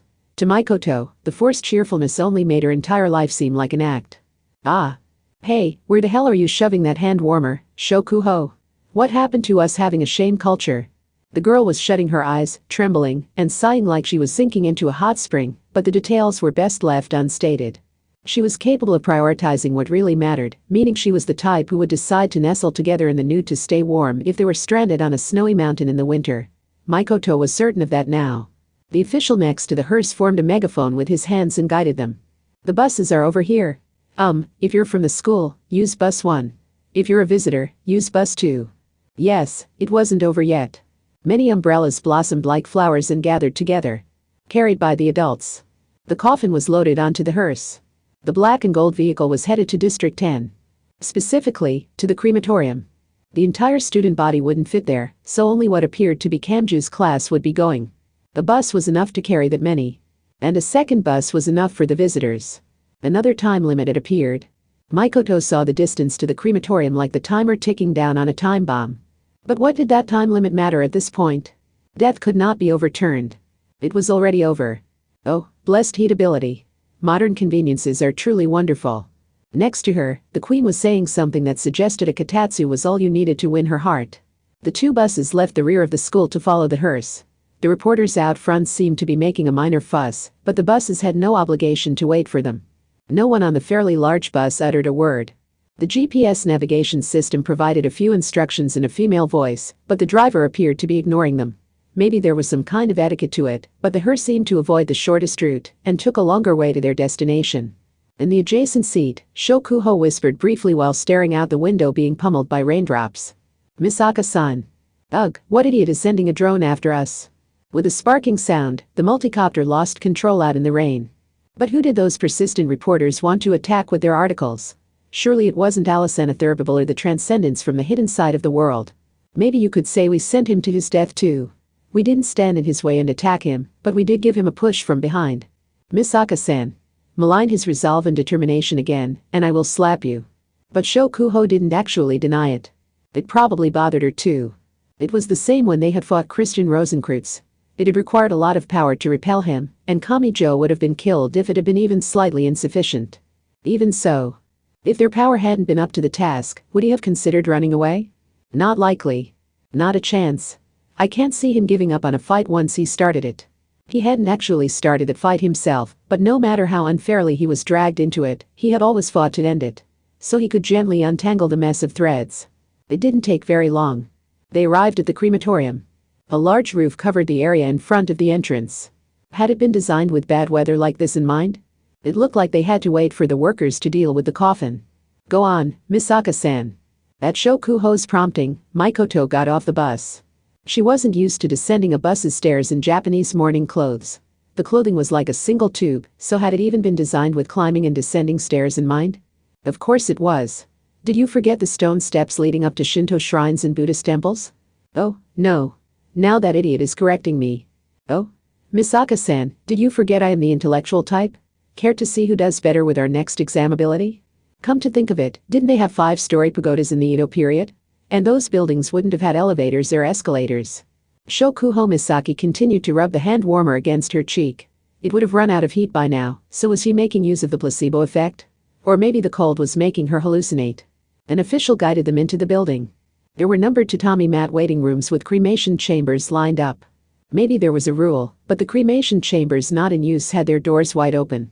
A square metal door led into a closed space seemingly made of brick or blocks. The shape was something like a modified baker's furnace. Mikoto peered inside and fell silent. It wasn't even the size of a laundromat. Yet it felt far too ordered and optimized. She sighed softly. I'm just not used to this. It was actually a bit of a relief when she spotted a few old vending machines jumbled together in a corner of the long hallway. She had wanted to see something that threw off the excessive organization of the place. It's nice and warm in the building at least. Ugh, but now I kind of have to use the restroom. I was a fool looking for salvation in a messy idiot like her. They could hear the conversation of officials and some room or another. The voices crept up from the floor like the chill. A healthy high school boy? He should have thick bones. We'll have to burn him for a full 4 hours. That way there's no chance any trace of his DNA map or the chemicals used for Esper development will remain. A heavy scraping sound followed. It came from something like a piece of pottery the size of a volleyball. Something had caused it to scrape against its lid. What does the high chart say? Is this size good? That was the funerary urn. Would a whole person really fit in something so small? Morning clothes. Mikoto frowned. Hold on. I get cremating him, but who gets his ashes? The funerary urn can be transferred to someone else after being placed in the grave. Shokuho's finger hovered indecisively in front of the vending machine, but she only fidgeted without actually buying any warm coffee. Her fear of artificial additives appeared to be rearing its ugly head again. For now, he'll probably be temporarily buried in a public grave. Could they really just do that? Even as ashes, he would officially count as remains. Besides, his parents apparently weren't in the city, so who has submitted the notification of death to the government office? Mikoto had thought you couldn't cremate someone until that had been received. Then again, this is the city that buried over 10,000 clones in secret, so they may have some tricks to get around that. They entered the waiting room. The space was about 45 square meters. Perhaps everyone wanted their own space. His high school classmates were here, but Mikoto didn't know any of them very well. She naturally kept her distance. It was a weird feeling. Why was he staying by Shokuho's side? And while Mikoto mostly associated funerals with flowers and incense, the scent of burning candles was stronger. Maybe because that scent was a lot more oily. A large LCD TV sat in the tatami mat room. In addition to over-the-air and cable, it included an online streaming app. There were also a tablet with a public SIM. That may have been so hot food could be ordered in with a bike delivery service. Mikoto recognized a few of the apps lined up on the screen. Shokuho pointed at a sliding screen by the wall that seemed to lead to storage space. It looks like they have napping blankets in there. I can't imagine sleeping here could lead to sweet dreams. 4 hours. That explained why they had so many entertainment options for killing time. Shokuho. Yes? Can you last 4 hours? Sorry, excuse me a moment while I go freshen up. Western morning clothes Shokuho vanished somewhere with a severe look on her face. She had apparently gone out to visit the ladies' room. Unable to relax without anything to focus on, Mikoto grabbed the TV remote and faced the giant screen. The time for New Year's specials was over. A middle schooler like her had no idea what usually aired on weekday mornings. But maybe it would look more authentic if I don't get all worked up over it. You were supposed to smile at New Year's and cry at funerals. She was fed up seeing people switch modes as if with a switch or dial. She flipped through the channels for a bit. The talk shows were more than she could handle today, so she kept changing the channel to escape them, but that mostly left shopping shows and old dramas. After settling on a satellite broadcast animal show, she saw an enormous polar bear mercilessly attacking a family of seals. She was taken aback. She had been expecting footage of frolicking kittens or puppies. She wasn't looking for the bloody and gory reality of nature right now. What are you doing, Misaka-san? Why wouldn't you go for a safe worldwide cruise show? That girl returned, looking exasperated. But why was Shokuho Misaki so familiar with TV on weekday mornings? Are you really a middle schooler? If you're trying to imply I'm an old lady, I will hit you. Something was sitting next to the TV. At first, Mikoto thought it was a piece of Japanese-style artwork meant to help set the mood. Wait, she said without thinking. They already had a memorial tablet ready. At first, Mikoto was confused who it was for. Because the name on it was a Dharma name. I always thought the name was meant to be symbolic in some way. In Academy City, they apparently have a website that automatically assigns one. You know, by tweaking a programmability meant to come up with a pet name if you can't come up with one yourself. Did this city not have the rule where it only counted if it came from an important abbot? Of course, it seemed like Academy City's monks were part-timers who also worked as entertainers. Part 7. Inside the District 10 prison, a monitor displayed anti-skill officer and high school teacher Yamakawa Iho as she gave a report. The funeral ended without issue. I see. The hearse has left for the crematorium. Here, we're holding an abbreviated version of the opening ceremony. You're closer to the crematorium actually. The crematorium was in the same district, but that simple fact was far from the new board chairman's mind. It didn't feel real. Except his death? Why am I the one saying that shit? He had thought he would feel rage when standing on the verge of the death. But now that that line had been crossed, he was supposed to shake off all that emotion? Accelerator couldn't say anything. Was he facing this like he should, or had his senses simply numbed over? He couldn't afford to forget what human warmth felt like. No matter how many he saved with lifeless methods, he would only be retreading the path of Academy City's former mistakes. So what should he do? Was it more human to let his emotions explode and destroy everything in sight? Academy City's #1 monster looked up. He couldn't see heaven there. Only a ceiling made of a special thick armor. The prison had taken considerable damage from the attack by one of those transcendents. This room was actually a secondary cell he had been moved to. Still, the white monster hadn't died. Even though there were plenty of reasons for him to be killed. Was this just how life was? What was that bastard thinking dying before the villain, he muttered. Death was impartial. It could visit anyone at any time, no matter how good a person they were, and they would lose their life. An electronic beep. Of rejection. Apparently someone else had administrator privileges there. The new board chairman didn't particularly care. Cliff a puzzle 545. Yes. Kihihi. In that sense, the artificial demon was a lot less trouble. And she also knew a lot about the world beyond science. The #1 had just one question. Where is the person who did it? Part 8. A cold rain was falling. The ugly rain could not become snow, but it rejected all human warmth, while it naturally permeated the city of cutting-edge scientific technology. The rain stealing heat from the entire city was impartial. Even in the back alleys. The countless raindrops falling from the heavens mercilessly located everyone, even a silent and unsteady girl, and soaked them. She was tall. She wore black leather belts wrapped complexly around her naked body, making her stand out even in Academy City, which was isolated from the outside world. Her long wavy blonde hair was plastered to her white skin. She didn't seem to have even the willpower to brush it away. Alice Anathurbable. She looked up at the sliver of rainy sky visible between the buildings. And she didn't move. She had known that boy would die before they even met. She had announced it herself. But he had left the track of survival so that he could save the lives of others. You will die. That doesn't change my answer. She had seen the boy rushing toward death. She had thought he might seek help at some point. But he hadn't. So fight me, Alice Anathurbable. Kami Jo Toma had rejected her once. She had lost sight of herself and resurrected Christian Rosenkreutz as she was told. Hold on. You don't mean... Yes, he had been shaken when he first learned he was doomed to die.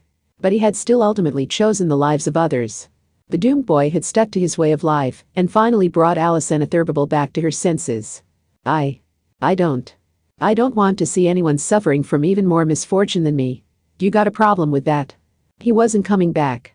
Alice Anatherbable could easily twist the world to her liking, but that was exactly why the person she had killed could not return. No matter what. This was the result. Iradia, the Bologna succubus, and the rest of the transcendents of the bridge builders' cabal were no longer here. That meant Alice Anatherbable was no longer a fearsome leader. She could trick people into seeing a form of beauty by taking death and violence to their extremes, but that was meaningless without those extremes. Being second best or lower simply made you a troublemaker. A scratchy voice spoke. The girl who had lost everything whispered into the emptiness. T-Share. Part 9. The final moment had arrived. They would never see Kamijo Toma's face again. The coffin was already closed. Although it was a Japanese-style coffin, so there was a small double door open over the face. That small square space seemed to be gradually cut away from the world at large. Mikoto reached out her hand a bit and touched his cheek. Softly. Wait. You'd feel bad if you messed up his mortuary makeup at the very end, wouldn't you? Oh, right. It's just. What? Mikoto had no answer for Shokuho's quizzical gaze. Meanwhile, the number 5 queen made her move. She raised a hand to the side of her head and lifted her veil before lowering her head toward the little window. The instant before she kissed his cheek, Mikoto elbowed her in the side. Sharply. No touching. I really don't see what's so wrong with wishing him good fortune in the next life. You wouldn't want to mess up his mortuary makeup, would you? Besides, you're wearing lipstick. Misaka Mikoto had grown up in Academy City where science was everything, but she still knew it would be inappropriate to have him cremated with a lipstick mark on his face. Each of them wasn't given much time to say their goodbyes. Mikoto and Shokuho moved away. Agami Pierce placed a small rectangular object on his close-eyed friend's pillow. It was a smartphone. Fukiyose frowned. Are you really allowed to put that in there? Kamiyan was so happy when he got his first smartphone. An employee might get mad at him if they found out, but after burning any gold teeth and artificial bones along with the body, they apparently retrieved the rare earths. And he wouldn't know what materials had been included in some rich person's expensive pure gold accessory. The unsuccessful entertainer who worked part-time as a monk began speaking into the microphone he held. Now, everyone, let us once more pray for the deceased's fortune in the next life. It is now time to say our final goodbye. Part 10. And then. Part 11. Kamijo Toma silently opened his eyes in a small dark space. Yes. The pointy-haired boy opened his eyes. Where am I? I can't tell, but this definitely isn't that artificial hell. Then am I alive again? Did Kingsford actually keep her prom? Bwah, cough, hack. Now wasn't the time to be getting emotional. Something was caught deep in his throat. He desperately coughed until he got a clump of something out. It was too dark to see what it was. He groped around the cramped space until he found something. For whatever reason, a phone was with him in the small box. That gave him a light. He tried to open his eyes to see, but something was wrong with his vision. Ow. My eyes hurt. What the hell? You're kidding, right? Is there something in them? He hesitantly pinched his eyelid and used the other hand's index finger to feel around. It was big. He pulled something larger than a 100-yen coin from under his eyelids. He checked with a lead light and found it was absorbent cotton heavy with his tears. He shuddered. And the thing that had been in his throat appeared to be some kind of cloth. Maybe to keep his tongue from falling back into his throat, or maybe to keep insects from getting inside his body. He hadn't known they did all that at funerals. And something else gradually dawned on him. This was not a hospital morgue. He had thought it was one of those locker-like storage spaces seen in TV dramas, but it wasn't. He didn't feel chilly at all. That only left one possibility. Wait. He was lying face up in a space too small to move much. He smelled wood and flowers all around him. The ceiling? He sensed the wood less than 30 centimeters away. Relying on the phone light, he tried pressing on it with his palm, and the resistance vanished sooner than expected. Oh, it wasn't heavy at all? No. He had only opened a small double door that had already been there. About 20 centimeters across. Wait. The space beyond the little window was dark too. And it smelled of metal. After all the cheap meals he had cooked in his dorm, he recognized what he was seeing. That was a fish grill. Except this one was large enough to cook an entire human being. Does that mean I'm in the crematorium? Understanding your circumstances was important. Because now the squeezing at his heart was so much stronger. Did that mean the wooden box he was inside was a coffin? He pushed on the actual cover with his palms to try and get out this time, but oh, no. It wasn't opening. It didn't appear to be nailed shut. It would open upwards a few centimeters before something stopped it. Apparently the cremation chamber itself was short, so the coffin door was hitting the top. Wait, did that mean he couldn't get out? If he stayed here like this, he had a strong feeling the Airly would ignite the chamber. Help! I know it's way too late for this, but Kamijo Toma is alive, so you all need to aid it. He screamed with all his might, but did it do any good? There was no reaction. He wasn't even certain his voice could be heard outside the chamber. He had never been to a crematorium before, but didn't the cremation chambers have thick metal walls? And he was Academy City's Mr. Misfortune. It was looking more likely he was going to go unnoticed and be roasted due to this careless mistake. A lot more likely.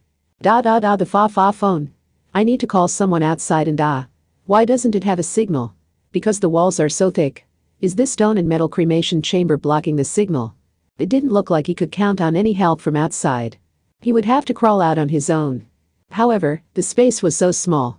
It didn't seem like the coffin lid would be able to open inside the cremation chamber, but that just meant he needed to get creative. Specifically, he moved to one side of the rectangular coffin to shift the center of gravity. Then he rolled up onto the side. Like rolling around in a giant ball, he tilted the entire coffin over 90 degrees. There would be more horizontal than vertical space. He could finally push on the large lid and escape the coffin, or so he thought before a powerful blow hit his back. He choked hard and then realized he had fallen off of something. The ceiling had seemed so low because the coffin had been sitting on something like a stretcher. The metal scent was a lot stronger now. Still, the place was dark, and he knew he was inside a giant fish grill that would burn his flesh and bones using city gas. Even now, he assumed the emotional goodbyes were solemnly approaching their climax. If he waited around, he would meet the same fate as a sorry prepared by a childhood friend who was a terrible cook. How long until they ignited? Damn, I can't hear any voices from outside. It might happen an hour from now, but it also might happen a minute from now. Either way, he was done for once it happened. Kamijo aimed the phone around and discovered steel pipes as thick as his thumb running near the low ceiling. He chose not to imagine what the black soot he saw was primarily composed of. In fact, he worked very hard to not think about it. The shape of the place was indeed similar to a fish grill. That meant it had a few gas sprayers and spark plugs. I'm screwed if those work properly. Oh, hell. Or to put it another way, he had to destroy them if he wanted to live. He grabbed at whatever he could and yanked until a pipe came away with a dull snap. He couldn't celebrate yet. The horrible stench stabbed into his nose. A threat familiar to anyone who used a kitchen clutched at his heart, even more strongly than before. Wait a second. Is that city gas? Gah. Doesn't that mean this chamber is filling with gas, even if it isn't burning? Then I'm going to suffocate and die anyway. He had no idea if he had increased or decreased his time limit. Flailing about wasn't going to help. He knew what he had to do. He had to get out of here. No matter what. There was nothing like a chimney. He assumed it did have an exhaust vent somewhere, but he couldn't find it with his phone's light. Was there a small hole hidden in some gap somewhere? At the very least, it didn't seem likely he could sneak out through a duct like an action movie star. That left only one option. The only exit was the door he had been shoved in through. But will it open? I don't know much about funerals, but aren't cremation chamber doors made of really thick metal? He desperately shined his phone's LED lights that way and didn't see a knob. In fact, he was surprised to find the back of the metal door was covered in stuff. A few metal panels and joints fit together complexly. That was probably the mechanism that allowed the door to be opened by a large lever on the outside. Did it look like one big panel on the outside, but this opening and closing gimmick was hidden on the back? Which meant, can I break it open by kicking at this stuff? The problem was the flammable city gas beginning to fill the interior of the chamber. If he waited, he would definitely suffocate and die, but what if two metal pieces collided and produced a spark? Accept it. Trust and hope. Giving in to fear will only mean suffocating. Open. He had to do it. Even if he was terrified and even if his heart was raising a scream so soon after beginning to beat once more. Kamijo Toma repeatedly slammed his heel against the complex stopper on the back of the cremation chamber door. Open. Part 12. It came from within. The metal door was kicked down with a loud roar. Everyone gasped. There was a voice. Today is my January birthday. Today is the day I was born. I am the star of this wonderful birthday. Today is my January birthday. He was dressed in burial clothes. A triangle of cloth was tied to the forehead below his pointy hair. It was definitely him who crawled on out. And he spoke. Hi there, everyone. Sorry if I surpri. Eek, a zombie. It's going to infect us all with who knows what. They didn't even let him finish his sentence. Tears welled up in the eyes of the corner of the classroom boy who didn't get to be the star, even after coming back from the dead. Panic and pandemonium were already setting in. Of course they were.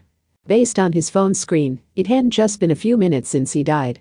Anyone would be terrified if someone whose heart had long since stopped beating suddenly got back up. I'm grateful you brought me back to life, but couldn't you have worked a little faster, Kingsford? Abababawawa, no, it's true Kamijo Toma, died, but I'm alive again, and I mean, technically today isn't my birthday, but can't you please give me a more peaceful reaction along the lines of what you would do if a cardiac massage worked? Quiet, everyone. Quiet.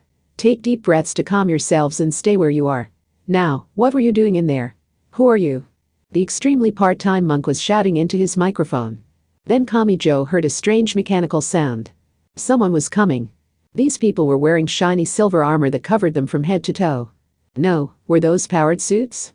Is that the exceptional remains? Commence incineration. They were holding something at their hips. They looked like a firefighter's hose, but not quite. A small lighter-sized flame flickered in front of the nozzle. Flamethrowers? How well prepared were they? Why did they have a unit like this already on standby? Did corpses have a habit of getting back up in the city? Anyway, he couldn't let himself be roasted after just narrowly escaping that fate. He had no choice but to run barefoot out of the crematorium. Damn. Kamijo Toma threw open the frosted glass window and climbed out. Frigid rain was falling outside. And the girl who pointed at me and called me a zombie right after I came back to life, that was Fukiyose, wasn't it? Kamijo-sen isn't about to forget that. Part 13. Kamijo Toma wasn't the only one in trouble. Agami Pierce, Fukiyose Sari, and the others left in the crematorium were in no position to just stare. The situation was on the move. Whoa. They heard a whoosh sound. It came from right outside the window. More people in powered suits were spraying something out of large canisters. It was reminiscent of spraying agrochemicals on a field, but these weren't pesticides. The outside of the window soon grew thick and translucent. Agami Pierce couldn't believe his eyes. Is that a plastic glue? That's like a more impressive version of the security sheets you put on windows. With that, they can quarantine a location in less than 5 minutes. Now I doubt any person or any bacteria or viruses can get in or out. At field hospitals, thick plastic sheets were used to demarcate a space while air curtains controlled the air currents, but was this a more advanced version of that? Then Fukiyose commented on a phrase she had used that had caught her attention. Any person. The corpse just woke up and ran off.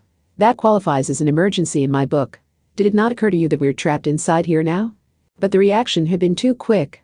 Kamijo Toma's remains getting up and fleeing the crematorium was certainly a shock, but not even a few minutes had passed since then. That speed was only possible if those people had been on standby to begin with. It meant they must always monitor the cremations of anyone who had died under suspicious circumstances. If they were this well prepared, does this kind of thing happen from time to time in Academy City? Anything can happen here.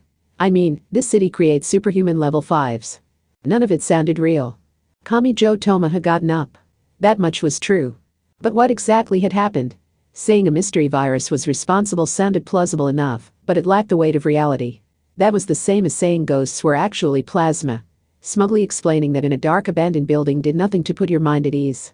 And that aside, what happens to us now? Asked Agami. Trying to move from here could be dangerous. That she didn't scoff at his question meant Fukiyose was aware they were trapped in here. This wasn't like daydreaming about fighting terrorists during a boring class. The entire building was sealed off from the outside by thick plastic walls. A mob or a metal bat weren't going to break through the windows. Even a gun probably wouldn't be enough. A specialized gas-proof door had been set up as the only way in or out, but the powered suits were gathered around it. And someone was loudly approaching from there. At some point the number of powered suits had grown past 10. Quiet, everyone. We are biosecure. This person also wore a powered suit. Maybe anything seemed suspicious when viewed in that light, but it felt like they were intentionally making themselves indistinguishable from each other. Like robbers in masks. Your movement will be temporarily restricted, but please do not worry. Once we ensure you are safe, you will be released, so I ask that you cooperate and avoid causing a disturbance. He asked that they cooperate, but he showed no sign of waiting for a yes or no response from them. He was actually telling them to resist at their peril. He made it clear who was in charge here. How were they supposed to not worry when he was wearing a fully sealed powered suit and equipped with a flamethrower? It was written on his hidden face that there was likely something invisible in the air, and that his team would be fine. Wait, protested a pale-faced crematorium worker. Even the adults didn't know what this was. That only worried Agami Pierce and Fukiyose Sari more. And they doubted Kamo-sensei was going to be much help here. Wait a second. What is happening? The paperwork said nothing about infectious disease, but are we safe? And do we have permission to continue running this facility? We are not authorized to answer that. Chief Kaharagake has yet to arrive, but she will explain everything once she does. Hold your questions until then. A sound a lot like steam followed. The powered suits were tossing things into a large rectangular glass vat full of powerful acid. They were quite casual about it, probably because the splashing liquid and smoke wouldn't harm them anymore. Those were the bouquets and Kamijo Toma's possessions prepared for the funeral. They of course didn't ask anyone's permission first. It had been through a screen, but during the funeral Agami Pierce had seen the tearful face of that father enraged over his son's death. The items he and his wife were meant to receive were all being heartlessly dissolved. Even if this had been a performance put together by professionals, the sight seemed to fully reject the gentle atmosphere of the day. His breathing was shallow, and a cold sweat wouldn't stop pouring down his brow, but Agami may still not have accurately grasped the threat. If he had, he could easily have collapsed from hyperventilation. If he couldn't take advantage of his own ignorance here, he was in trouble. His instincts told him so. What was going to happen to them? Would they be infected? If they were, would that be done to them too? But the situation was advancing whether he liked it or not. A short distance away, one powered suit was speaking to another. What is it? Chief Kaharagake has arrived.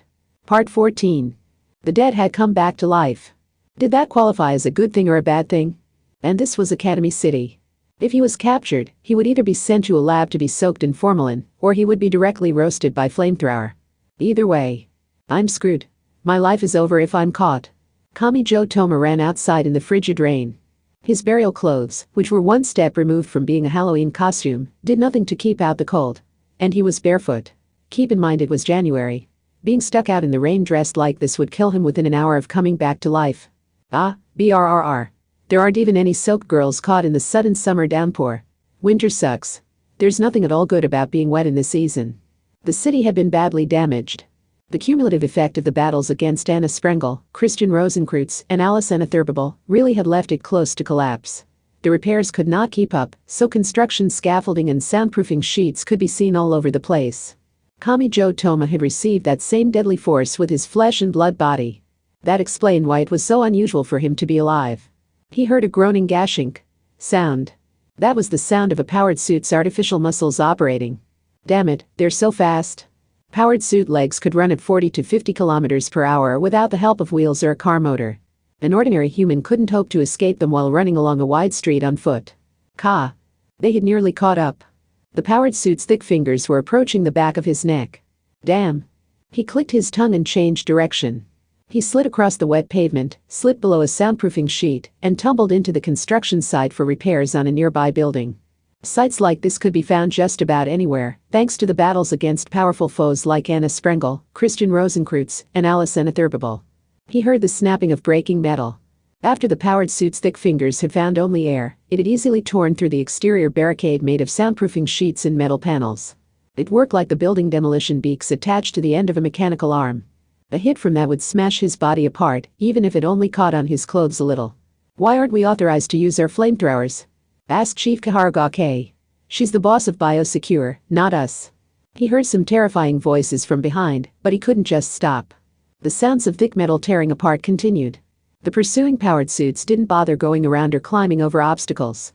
They would shove a stack of pipes aside with a single armored tackle through a forest of erected steel beams, causing an entire half-repaired building to tilt. Getting caught in any of that would be the end of Kamijo. He couldn't stay here in the construction site. Eek. The loud and heavy sounds of bending metal filled the air. Two of the rapidly moving powered suits appeared to have collided. Your suits lost integrity. Don't worry about me and go on ahead. Hurry. Stop acting all heroic while brandishing flamethrowers. It's terrifying, shouted Kamijo, bristling as he fled. In their minds, they weren't ganging up on a victim to bully him, they seemed to truly see themselves as fighting to protect Academy City. Which meant they would not compromise or let their guard down. But so what? Someone who could emotionally kill a stranger without second thought was a terrible person in Kamijo's book. Kamijo spotted a slope leading underground, so he raced down it. He was expecting an underground mall, but was instead hit by a mass of malodorous air. He had apparently wandered into a culvert where a river ran below the city. On the floor, he found large wireless communication equipment, professional-looking tools, and a long power cable leading somewhere. Apparently repairs were underway here as well. He was afraid of giving away his position, but it was dark in here. Missing a step and falling into the winter river would be no laughing matter, so he suppressed the fear and switched on the LED light. The all-purpose smartphone really is one of humanity's greatest inventions. He wished he could just call anti-skill and have them come to the rescue, but he got the impression he couldn't trust in the grown-up systems. Where was the exit? Was heading outside even his best option? Or should he hide out in this labyrinthine underground structure until his pursuers had moved on? And how many minutes would he have to wait until he considered that plan a success? He had too many unanswered questions. Behind him, he heard the gashing of machines operating. Were they still after him? But they're not moving as fast as before. Do they not have night vision gear because it's still daytime, or are they afraid of falling in the water and sinking like a rock? He thought he would pass out from the fear if he didn't force his thoughts in a positive direction. He had to keep running and escape.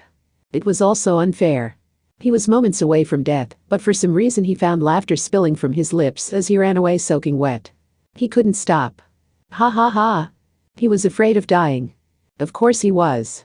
Because no matter what anyone might say, Kamijo Toma was alive. Ha ha ha. He was alive. He had never felt so aware of the life within him. He wasn't a ghost or a zombie or anything like that. Being human was such a wonderful feeling. Although if Anna Kingsford saw this, she might hold a hand to her head in exasperation, or she might bring her fist down on his head. Still. Chief Kahara Gake. They had used the name Kahara. Was it the same Kahara? In addition to the business with Kahara Kagan, he was pretty sure he had heard that name associated with the incident where he first met Alice Anatherbable. That operation had been meant to clean up the dark side lurking in Academy City's shadows, but outside influence had twisted it into a great tragedy. Many people had died. But they were still there. Does that mean that dark side thing is still alive and kicking after all that? Damn it. He heard an ominous roar. That was the sound of flames sucking in oxygen. He looked back while running and his eyes widened. A fireball of a flame flickered in the air. That was the tip of a flamethrower. Are you kidding me? Even though it branched off every which way, this was still an enclosed space. Biosecure might survive thanks to their thick-powered suits and oxygen supplies, but Kamijo would either be instantly fried or would suffocate with his lungs roasted. I thought the Kahara person wasn't letting them use those. It was too late to complain now. And maybe it had been wrong to count on the enemy situation remaining unchanged. Without hesitation, the flamethrower nozzle aimed his way spewed an oxidant and a jelly-like liquid combustible material. And a moment later, it exploded. Wah! Kamijo was soaked with sweat as he leaped down a different branching path. What? He was still alive, but what was that? There had been flames, but that wasn't right. If the flamethrower had been functioning normally, he knew he should have been wrapped in flames himself. The powered suit had done something wrong. Because it was the pursuer who had ended up on fire. White fire. What kind of explosion was that? It had seemed like something at the powered suit's feet had exploded immediately after the flamethrower was activated. Was that acetylene gas used for welding? That special flammable gas was used to create the ultra-high temperature flames needed to melt and combine reinforcing steel. The powered suit appeared to be designed to withstand the heat of a flamethrower, but an explosion of that stuff at such close range had to have damaged it at least some. Kahara Gake was it? This may have been part of the reason why the powered suit's boss had banned them from using their flamethrowers. With propane, city gas, and more, the densely populated city contained a surprising amount of flammables and explosives. The recovery had finally begun after the many battles. There was even the possibility of unexploded shells or missiles lying around. Pant, gasp. Anyway, Kamijo Toma was alive. If he continued playing tag with these powered suits, he would be killed. If he was going to escape, it had to be now while they were panicked over their own screw-up. Biosecure, or whatever they were called, didn't seem worried inside the steel-melting flames. He felt their gaze on him. And heard a straining sound. They were having trouble, but they only had to wait until their suits managed to reboot inside the flames. Kamijo knew he couldn't destroy them by going on the offensive. Once their self-scans and error recovery was complete, he would be out of options. He wouldn't be able to escape. So move your legs. The culvert was one step removed from a sewer. He was worn out from all the strenuous exercise, but he wasn't at all inclined to lean against the wall. He used his phone's LED light to walk down a small side path in the dark culvert that stank of sludge, and he eventually found a small door. Maybe it was for work access and maybe it was an emergency exit, but on the other side, narrow stairs led up toward the surface. Wheeze, wheeze.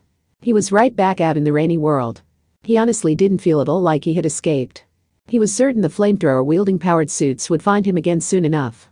Was coming back from the dead really so difficult? This was nothing like the emotional reactions to a miraculous experience he had been expecting. But what do I do now? If I'm supposed to be dead, my dorm room might be gone.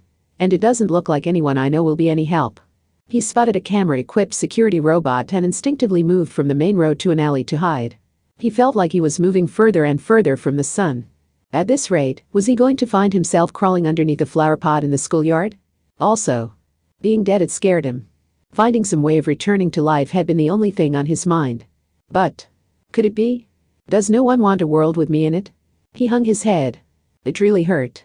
Then again, he was only a high school boy. He wasn't some important Buddhist priest whose remains would be preserved after death. So maybe there just wasn't anyone who wanted to see him again badly enough to deal with something as bizarre as this.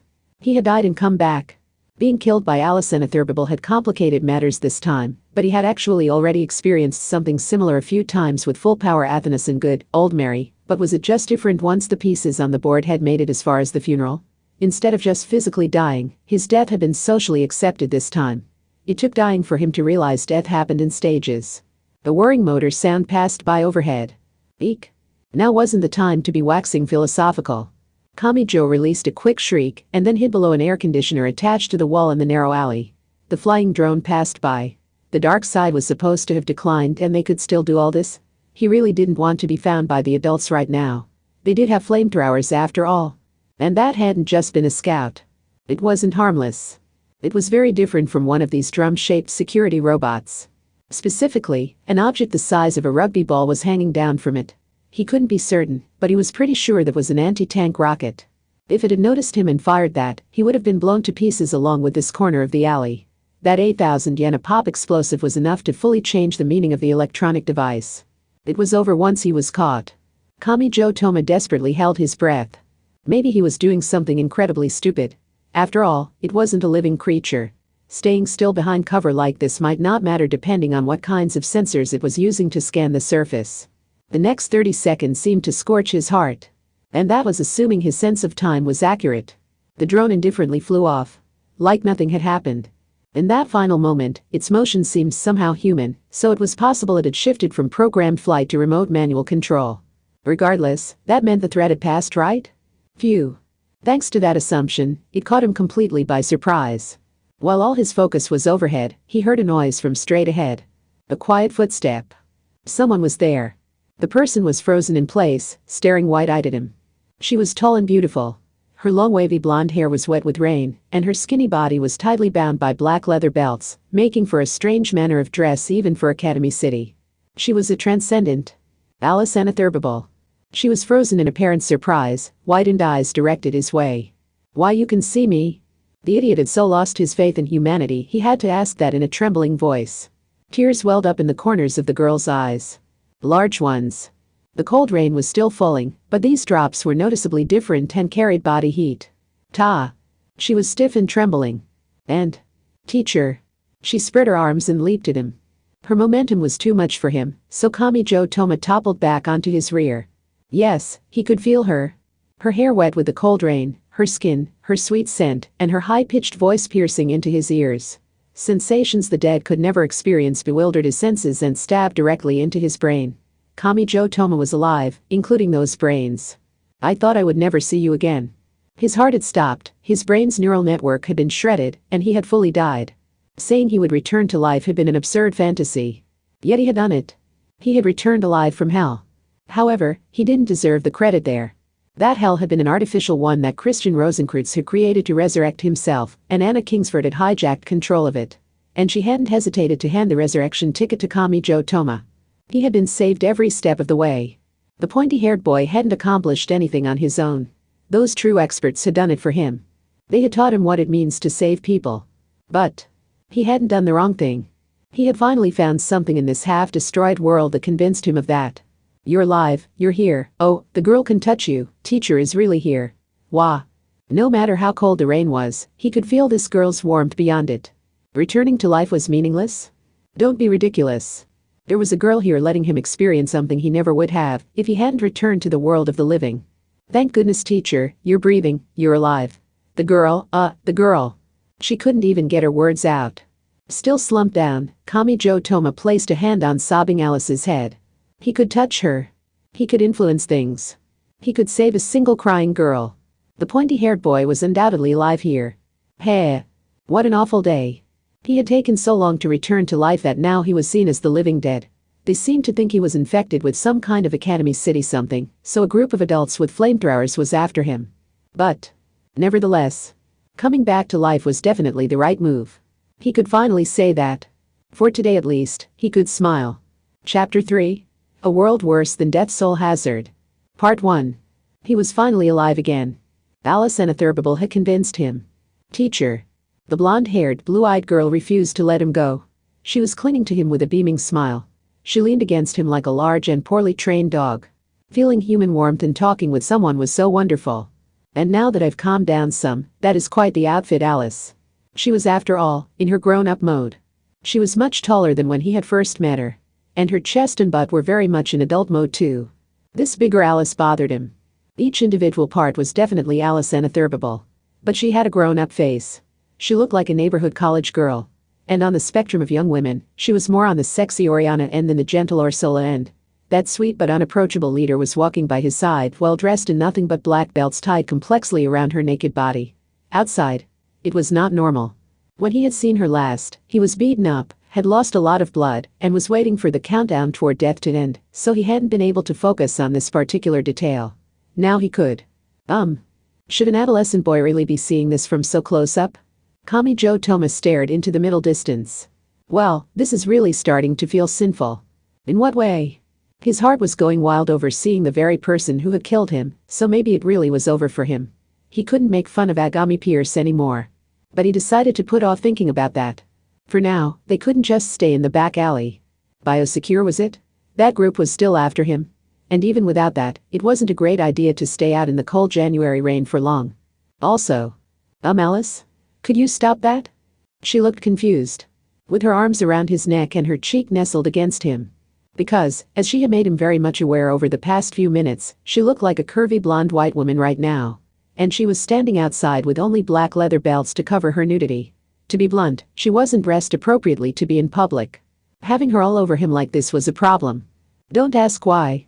That he was a boy was enough explanation. Teacher, do you think there is something wrong with the girl's clothing?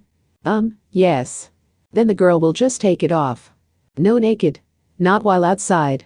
Only after saying it did he realize that meant it would be okay if they were inside. Oh, no. And her eyes were sparkling now. He may have taught her the wrong lesson. Do you mean the girl needs new clothing? I don't have any money. Ta-da.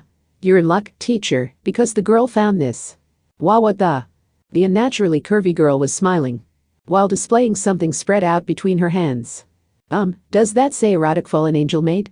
Japanese is so hard to read with its combination of katakana, kanji, the alphabet, and kamoji stamps. The girl named Alice must never wear that. But wait. This is weird. Would the erotic fallen angel maid actually be less revealing? She was pure as could be. Even though her height and boob size were in the upperclassmen category. Are you unaware what a horrible person Kami Josen is, Alice? I appreciate it, but it's embarrassing, having you hugging me while you're so big. Then the girl can shrink down. Wait, no, that's terrifying. Don't hug me with the empty shell still partially attached. The sexy young woman split down the center and little storybook Alice emerged. With a smile. The end result looked something like a centaur. And what was all that sticky goop? Part 2. They had seen it. Misaka Maikoto and Shokuho Misaki had clearly witnessed that moment. That figure had crawled out from the cremation chamber's thick metal door and then run toward the crematorium's exit. What was that? Wait. Morning-clothed Shokuho smiled stiffly while pinching and stretching her cheek. This isn't all some bad dream, is it? What kind of old-fashioned reaction is that, Shokuho? Your real age is showing wa. The queen, who was an expert in controlling minds yet had no luck at all psychoanalyzing Misaka Maikoto, reached out and poked Maikoto's right cheek. You check too, Misaka-san. With that squishy cheek. Ow, oh that's my boob. You're not supposed to iron claw that. My boob is going to tear right off. Misaka Maikoto was busy wordlessly grabbing the hunk of fat with a hand and pulling back to perform a durability test, but this did nothing to wake her from the dream and obliterate this world. You're overreacting. It's not going to tear off from a little thing like this. But, Misaka-san, then what is that snapping sound I'm hearing? Idiot. That's just a pearl necklace breaking, so it's no big deal. No, this outfit is a renta. Shokuho had an aura of not hurting for money, but Maikoto was aware that damaging rental clothing would mean losing the trust that couldn't be bought. Also, Queen Shokuho apparently put on a stiff and tearful smile when she was truly pushed to the edge. There's your lesson for the day, everyone. But anyway, said Mikoto, who had bought her morning clothes and couldn't return them since her family crest was on them. Shokuho had a point. She had noticed something off. Back when she touched Kamijo Toma's face through the coffin's window. She had expected it to be dry. After all, it had been a full day since he died. But instead his skin had felt weirdly damp.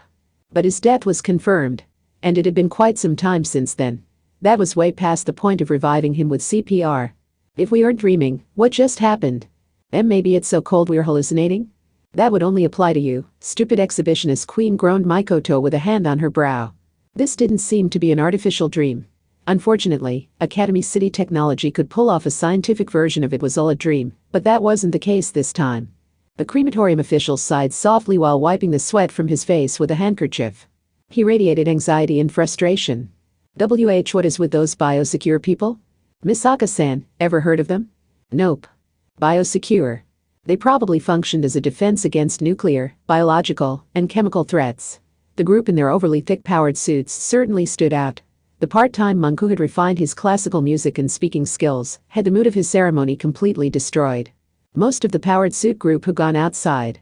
They appeared primarily interested in Kamijo Toma. That said, they weren't just ignoring the crematorium either. The crematorium workers and high schoolers seemed desperate to try and keep up with the rapidly changing situation, but they couldn't have behaved like that if they had a proper understanding. The threat of death was close at hand. Kahara. I've never heard of one named Gaokei either. They had said their chief had arrived. If Biosecure was operating with a member of the Kahara family at the top, Mikoto severely doubted they were an honest organization. Excuse me. When are we going to be let out of here? Can we at least call someone here? I could really go for a pizza. Kamijo Toma's classmates had done nothing wrong. But they likely didn't understand the weight of that Kahara name. They wouldn't be recklessly complaining to the powered suits if they did.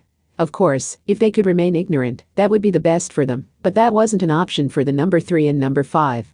How's that idiot still getting us involved in this stuff after he's dead? Let's not assume that important-sounding Kahara actually knows what's going on. Whatever the case, they couldn't just stay here. The question was if those powered suits would let them go.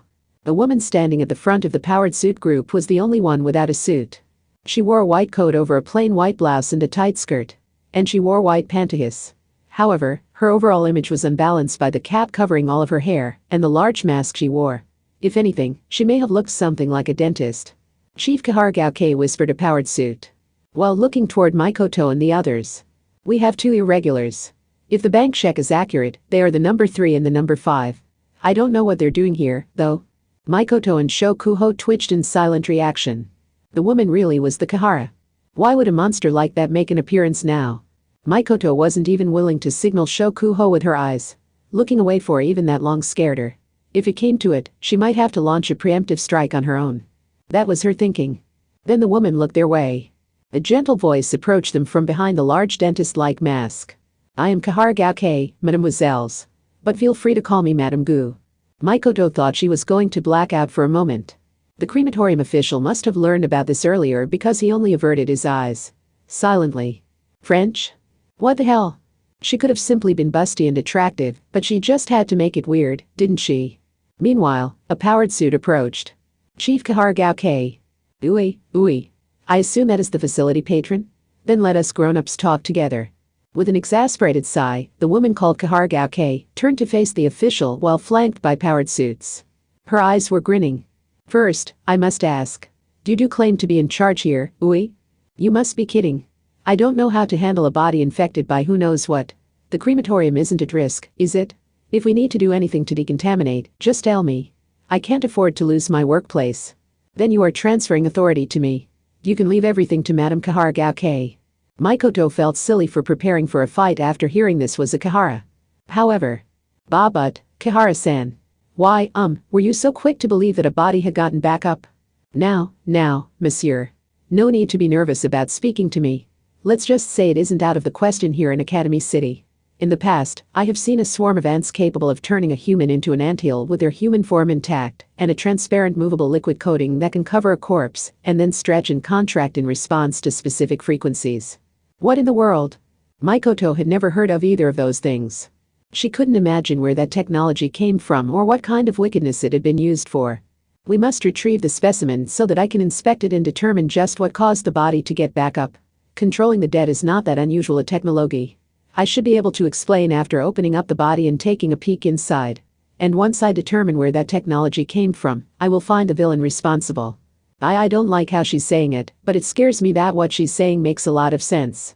Mikoto bristled and very nearly shouted out loud. She couldn't let the weakling look fool her.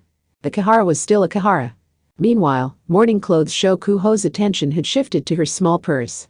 Specifically, to a TV remote inside. Killing Wa would accomplish nothing. Kahargauke whispered behind her mask before Shokuho even pulled it out. She may have encountered family members who freaked out over her treatment of the deceased. Pure villains were bad, but panicked good people could be terrifying as well. Biosecure's violence is based on a flowchart so that it can continue to function no matter who is infected. Thus, my own mort will not stop the team from acting. For one thing, a dead body had stood up and left on its own 2 feet. Had that really happened? Mikoto had seen it herself, and even she found it hard to believe. So, Shokuho, have you been doing some weird training when I wasn't looking? Really, I'm shocked that you of all people learned the importance of daily hard work. I never imagined the day would come when your mental out could reach my brain. Could you not use me to fuel your non-scientific escapism? I saw him get back up too. What in the world is happening? Shokuho must really have been panicked because she tearfully grabbed at Mikoto. The queen had really lost if she was relying on the same person who had just grabbed her boob without permission. Still in the black kimono that looked terribly out of place on a 14-year-old, Misaka Mikoto crossed her arms and looked up at the ceiling. When she got annoyed like this, she looked more like a Yakuza boss's wife than a funeral attendee. A few options came to mind. And the most likely were: the body was in a state of suspended animation, the body was switched for a living lookalike, or the reports of his death were fake news. Those are probably the only ones that are physically and realistically possible. You know those are all a stretch, don't you? You saw how dead he looked before the funeral. That rules out suspended animation or a lookalike. But whatever the case, the adults are going to do something awful to him if we don't catch him first. After they yelled at each other, like good friends, Mikoto suddenly fell silent. If they found him, what happened next? Would they shove him back in the coffin, shut the lid, shove that in the cremation chamber, burn him, and live happily ever afterwards? That felt like fundamentally missing the point somehow. If he had gotten back up, why not leave him like that? Why not just let him escape? Just then, Kahargauke clapped her hands as if signaling a change. Now, everyone. It is time to begin our search for the cadaver. No need to overcomplicate matters. No complicated mystery solving is needed in the real world.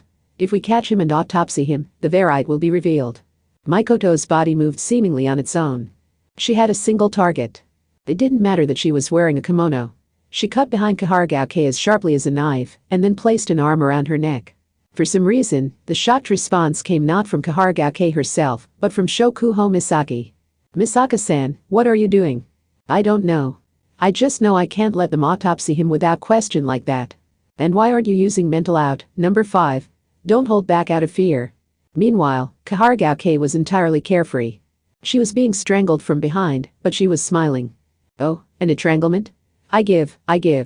You are aware I'm Academy City's number 3, aren't you? If I produced 1 billion volts like this, it'd fry your precious Kahara family brains. Want to see what having average smarts is like? Now that is a fate worse than mort. Kahargauke had been addressed as chief. The powered suits had all sought instruction from her. No matter what she claimed, taking her hostage should keep Biosecure as a whole from acting. The French-speaking woman smiled. Now, just follow the flowchart.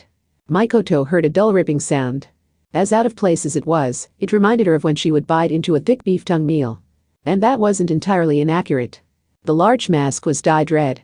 Kahargauke appeared to have thick dark red blood spilling from her mouth. A lot of it. Damn. Why would you bite your own tongue? Gurgle, gurgle, gurgle. The woman tried to say something with a smile, but it was incomprehensible. No hesitation at all? This was the extreme form of a weakling. The real battle began once she lost. Her leaving the battlefield was no more than a trigger. Kahargauke. Mikoto had run into a few members of the Kahara family before, but this woman appeared to be annoying in a different way from the others. Mikoto immediately pulled off the mask and shoved a towel in her mouth, but she wasn't sure how you were supposed to treat someone who had bit their tongue. One of the funeral attendees appeared to be a school doctor, so she had no choice but to leave the woman in her care. Oh, God. She smashed the organization's brakes right on front of me.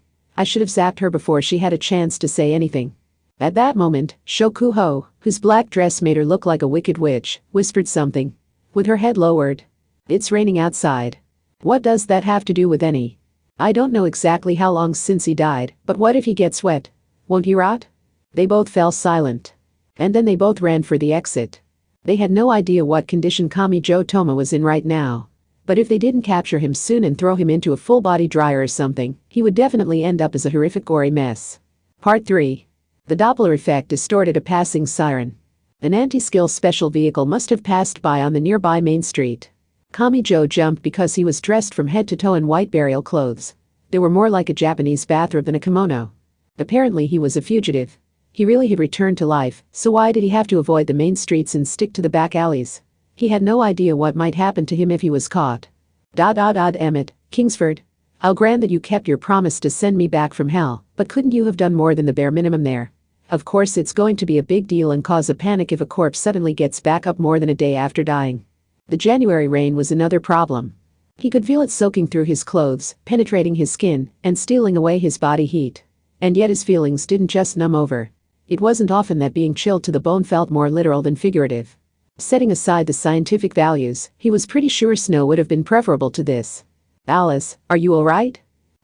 The girl is A-okay, as long as she's with you, teacher. His breath was white and his body shivering, but little Alice was smiling in the very same rain. Even though her storybook dress had short sleeves. She held onto Kamijo's arm from the side and refused to let go.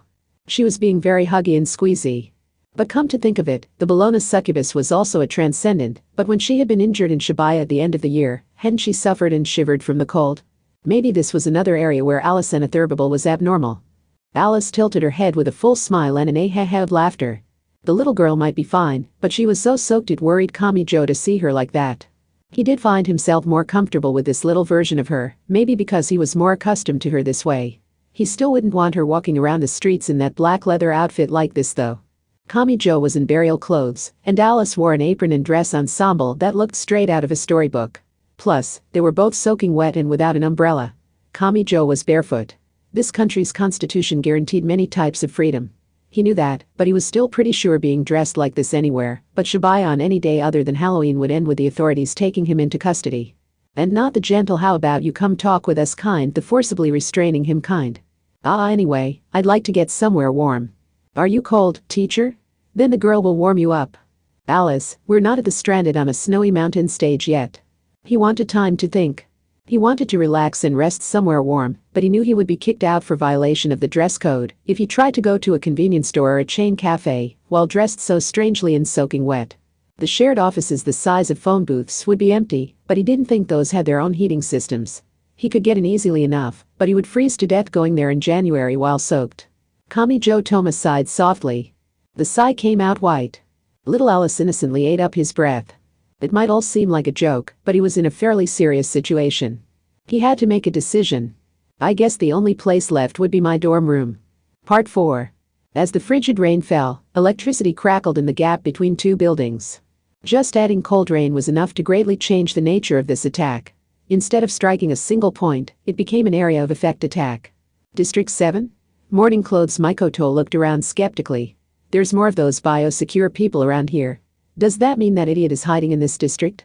If his corpse really was running around, what does she want to do? She still hadn't found an answer to that. But she at least knew she couldn't let Kahara Brand's special forces retrieve him, slice him up, and then incinerate him. This was a city of science, but there were still standards for saying goodbye to someone. Meanwhile, Brr, it's so cold, Brr. Why are you so sensitive to the cold when you have so much subcutaneous fat? Because all my fat is gloriously gathered in my boobs. That vending machine over there sells dashi under the brand name of a restaurant famous for only using natural ingredients, but I can wait until later to tell her that. Miss Ayaka-san. BFH. Don't grab onto me while drooling with hearts in your eyes. Were you possessed by a succubus? Shokuho recovered after holding her phone up to the vending machine and pressing the warm can against her cheek. Then she wrapped her hands around the can and took small sips. And for how much the idiot queen worried about ingredients, she sure didn't seem to mind drinking from industrial-made cans and plastic bottles. That obsession of hers may have simply been a placebo. She was an idiot, after all. Mikoto's head jerked up. There was no warning. She could sense even slight electric and magnetic disturbances. And a powered suit was a piece of electronic equipment weighing more than 300 kilograms. There was no preventing it from leaking invisible electromagnetism. Here they come. Time for wave 2. We are going the right way, I hope? Sounds of destruction rang loud. A biosecure powered suit broke right through the metal wall erected around a construction site, and Mikoto launched a lightning spear to pierce it. Then they were forced to run through the rainy city. There was no need to have Shokuho read any residual thoughts with mental out. The damage to some of the construction sites was obvious. That would be due to the powered suits going nuts, not Kamijo. Just follow the destruction and they could catch up to him. But there was another problem. They heard dull mechanical gashing sounds. TCH. Looks like the biosecure powered suits are taking this seriously too. They must see us as infection candidates. That meant it was only a possibility. And that assumes some strange infectious agent even existed in the first place. Seeing a corpse get up wasn't enough to immediately accept the existence of a zombie virus. And even if it did exist, none of that implied it was highly infectious. Mikoto wasn't about to be killed over maybes and assumptions. She could probably blast through those biosecure powered suits with a railgun fired at 3 times the speed of sound. But if she did that for each and every one, she would quickly wear herself out. She wanted to avoid running out of gas and fainting before she managed to find Kamijo Toma. So she wanted to lose as many of them on foot as possible, but… Hurry, Shokuho. As low as the heels are, those pumps are only slowing you down. Take them off already. Pant, gasp. My dress is wet with rain and has soaked up so much water, and the veil makes it hard to breathe. Why did I choose these sexy morning clothes again? Still, how was that outfit structured if she was losing to Mikoto, whose kimono was like a single tube? As the number 5 gasped for breath, a powered suit's thick fingers approached her from behind. It was probably after her long blonde hair. Were they going after the slower one first? I could abandon her here, but she'll still be useful. Mikoto magnetically grabbed a thick steel beam from a nearby construction site and swung it straight to the side to knock away the heavy powered suit. A lot like those things that rang the huge bells at Buddhist temples. Hehehe. So you finally admit it, Misaka-sen? Do you finally admit you need me? Wahaha. Do you finally admit my human controlling ability is so much more useful than your machine controlling ability? I really should have abandoned this idiot and attached myself to a building wall or something. Shokuho tearfully clinging to her in the rain was really annoying. She must have taken Mikoto's joke seriously. Furious, another powered suit readied something at its hip. A flamethrower. Had they received authorization to use it on secondary targets like Mikoto and Shokuho? Or had they removed the safety at their own discretion? If this was happening here, how much of a crisis was that idiot in? Bluish-white sparks scattered from Mikoto's bangs. She didn't even need to wield a lightning spear or an iron sand sword. No matter how powerful they were, the powered suits were still electronic devices. With Misaka Mikoto's number 3 power, she could easily shut them down externally. But… Shokuho, what is taking you? Hurry up and stop the human inside. I'm trying, but there's something weird about them. Shokuho Misaki's tearful shouting was business as usual, but it was very unusual when it came to psychological things. Mental out wasn't working. That meant something else was interfering. Is an entire human body being precisely controlled without using the brain? A parasite, moisture control, a virus, a drug, electrical stimuli, or a microscopic shape memory alloy that reacted to certain frequencies. Mikoto came up with a few possibilities, but she wasn't convinced any of them really could control someone's body like this. Still, the number 5's mental out really was being repelled. These were abnormal people who had received the blessings provided by Akihara.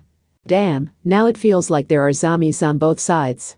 If she had to deal with an entire group of people like that, Mikoto would be worn down first. Had they been intentionally designed that way? A collection of endlessly replaceable ordinary people were used to defeat an irregular individual. By eliminating individuality, that group had made itself immortal. Kaharagake had bit her tongue and taken herself out of the fight right away, but maybe she wasn't interested in making herself special. On the other hand, this was apparently a group the grown-ups had put together in order to battle reanimated corpses. While sporadically releasing 1 billion volt currents, Mikoto turned around just as they descended a slope leading down into a culvert. She magnetically attached her purse to her belly to free up her hand, and then flicked an arcade coin with her thumb. She fired a railgun. The roar of compressed air. The orange streak. A moment later, a shockwave swept across the scene, and the tunnel-like entrance collapsed. She turned on her phone's light so she could see. This is only going to buy us some time. A culvert this big is going to have other entrances, and those powered suits might have the horsepower to dig through the concrete rubble. Pant. Why do you seem to come alive when it's time to fight? The number 5 looked ready to slump to the ground, so Mikoto grabbed her arm and continued further in. There were fewer hints compared to all the signs of destruction in the construction sites, but Mikoto's microwave radar could scan the detailed dust on the ground and any traces of water, while Shokuho could read residual thoughts. So they could search for signs along a single path. Or they should have been able to. Wait, said Shokuho on reflex. What is this? Looks like something happened here. It wasn't that there were no signs. There were too many. In a word, something had exploded. Whatever had happened here, nothing had escaped unharmed. With nothing at all, the small hints could show the way, but this was the opposite. Like the red cellophane placed over a problem set, there were too many signs everywhere to tell which one was the right one. Mikoto, their physical fighter, spoke cautiously. The rebar melted. This explosion was even hotter than city gas. Could it have been an oxyacetylene flame? The explosion itself had been powerful, but that meant the trail ended here. Where had Kamijo Toma gone in this cold and rainy world? Eventually. Groaned Shokuho, twirling her TV remote like a handgun. She may have been lonely. She was focused on a bucket-like powered suit helmet. She appeared to be reading something slowly and deeply. Biosecure. Experts at solving Academy City's problems without the board chairman knowing. But then they send the responsible corporation or lab a bill for some percentage of the estimated damage the problem would have caused if left unchecked. Mikoto wasn't even surprised. She had given up on accepting anything remotely resembling decency from the adults of Academy City. Well, if a corporation let a bacteria or alloy that reanimates dead bodies escape their secure area, they could easily go out of business. So it's not surprising there would be experts at cleaning that up before anyone finds out. At that point, Mikoto frowned. But they sent the bill after solving the problem? Without any sense of threat, I would expect those immoral grown-ups to try to get out of paying. And can the big boss of Academy City really be so easily fooled? I would expect their stealth ability to be nowhere near as effective as they think. Then again, the surveillance system seems to have gotten a lot more lax of late. Biosecure likely had more than just this. Unlike the Esper children, the adults who fortified themselves with next-gen weapons would use overwhelming numbers. Several six-wings unmanned attack helicopters flew by overhead.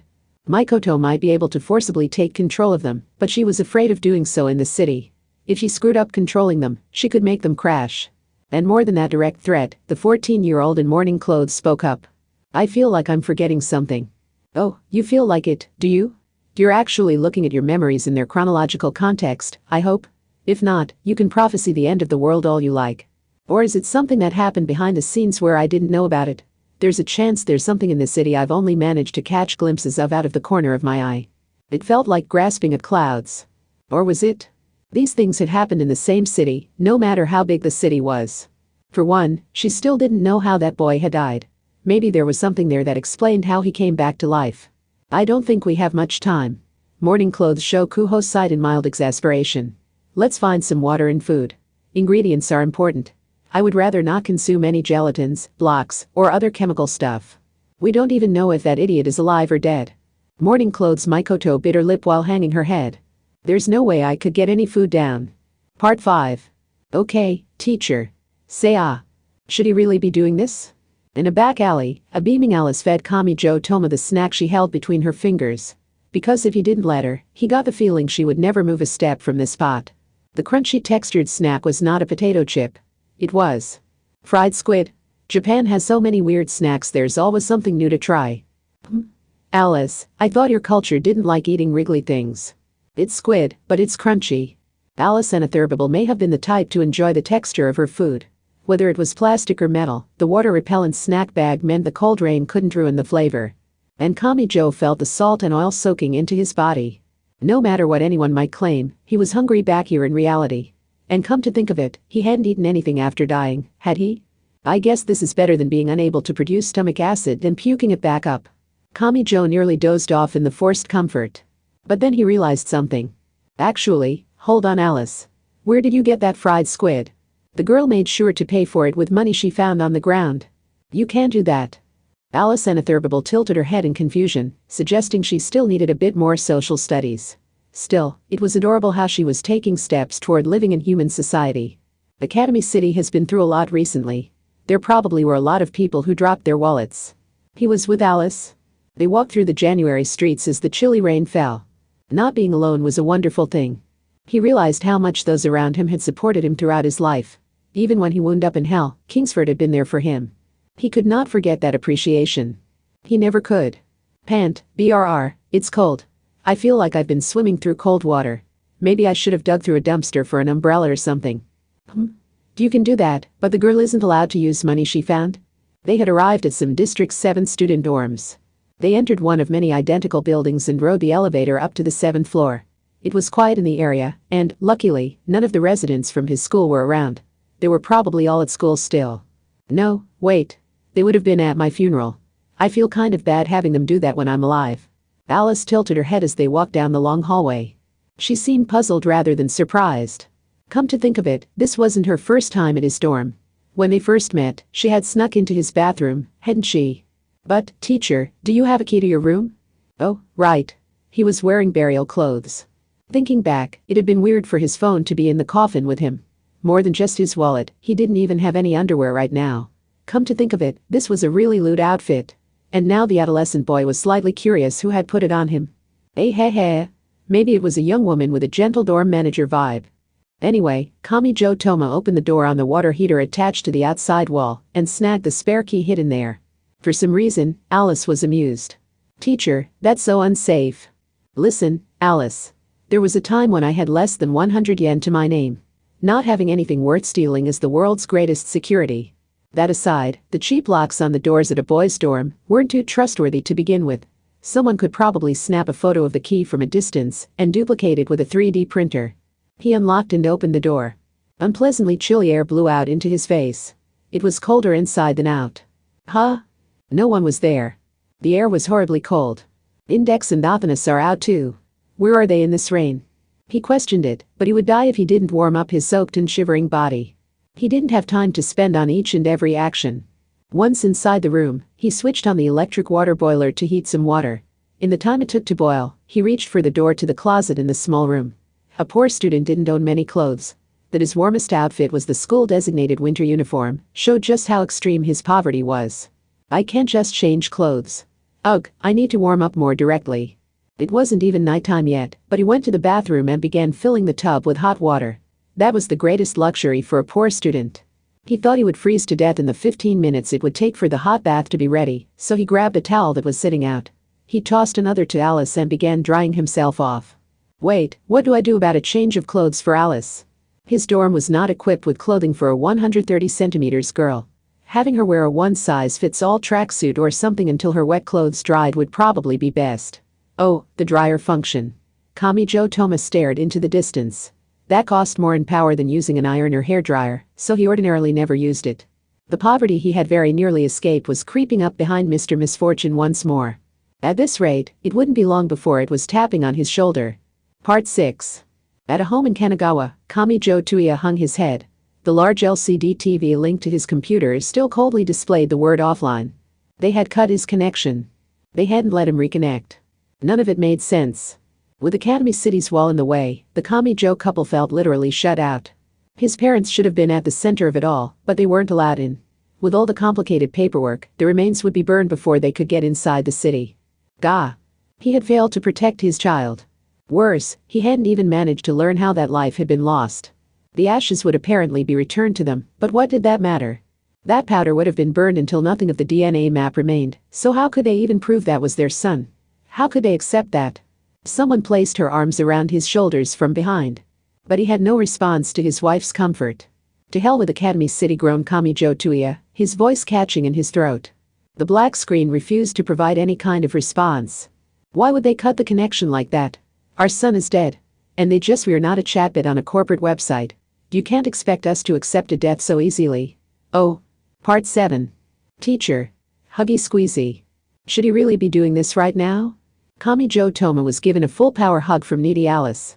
Had his shitty life finally entered a bonus mode? The sweet and warm girl content had been through the roof for the last bit. Maybe it was weird to think of it this way in a city of science like Academy City, but he feared he was accumulating bad karma from all this. Enough to get him punished later on. They were in his dorm room. This was a strange situation where little Alice would cling to him any chance she got, but he was still pale and chilled to the bone. Damn, he's not answering his phone. What is Dad doing? Then again, this was causing enough of a commotion in a city of science. If his father did answer the phone, he would probably assume it was a ghost scare or a cruel prank. The weird part was the disturbing lack of anyone talking about this on the school's social media. Kamijo-sen was, according to himself, a brilliant person who could actually use a smartphone, and he knew how to take a look at his class's social media group, but no one was talking about it. In fact, no one was there at all. Or were they cut off from it for some reason? That bothered him, but he wasn't going to find the answer worrying over it here. He couldn't exactly head back to the crematorium. Anyway, he wanted to make sure he was safe and then fortify his position. He was preparing a bath, but it would be a while before the hot water filled the tub. He was cold. He felt like he was going to die. Had his sense of cold been numbed over before? Once he got in his room, he finally recalled that it was January. After extracting himself from Alice, he moved to the bathroom. While he was at it, he would change into his school uniform in the changing room. He checked on the tub and confirmed it would indeed take a while longer. I don't think I can wait that long. It's not my way, but maybe I should change before taking the bath. Yay, a bath with teacher. Wait, did I just hear something ultra ominous from out there? No, reacting is the wrong move here. I need to pretend to be a dense rom-com boy and have selective hearing loss over this. He had been careless, so now he had to press his shoulder against the changing room door to defend it at all costs. The bathroom lock could be opened with a single flathead screwdriver. Nothing could be less trustworthy. Oh, teacher wants to play the door-pushing game. Gwa, how's he so strong? Is there an elephant going nuts on the other side of the door? And as he shouted that, something felt off. Kamijo used the indoor clothes drying rod to jam the door shut and then hesitantly reached his hand into the tub before yanking it back. Was that ice water? And why wasn't there any steam coming from the bath? This isn't hot water. Why is the tub full of freezing January water? Did someone mess with the machine's recommended settings and switch it to learning mode? I don't want that. I just want it to work normally, not some weird new service. Teacher, is it a problem with the water heater outside? He petrified. Being corrected by Alice was about the last thing he had expected. Regardless, he walked out the front door while shivering. What if it was broken?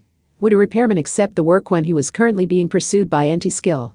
But is there a way to have them do the work without actually meeting them? Like when you get something delivered and they just leave it at your door.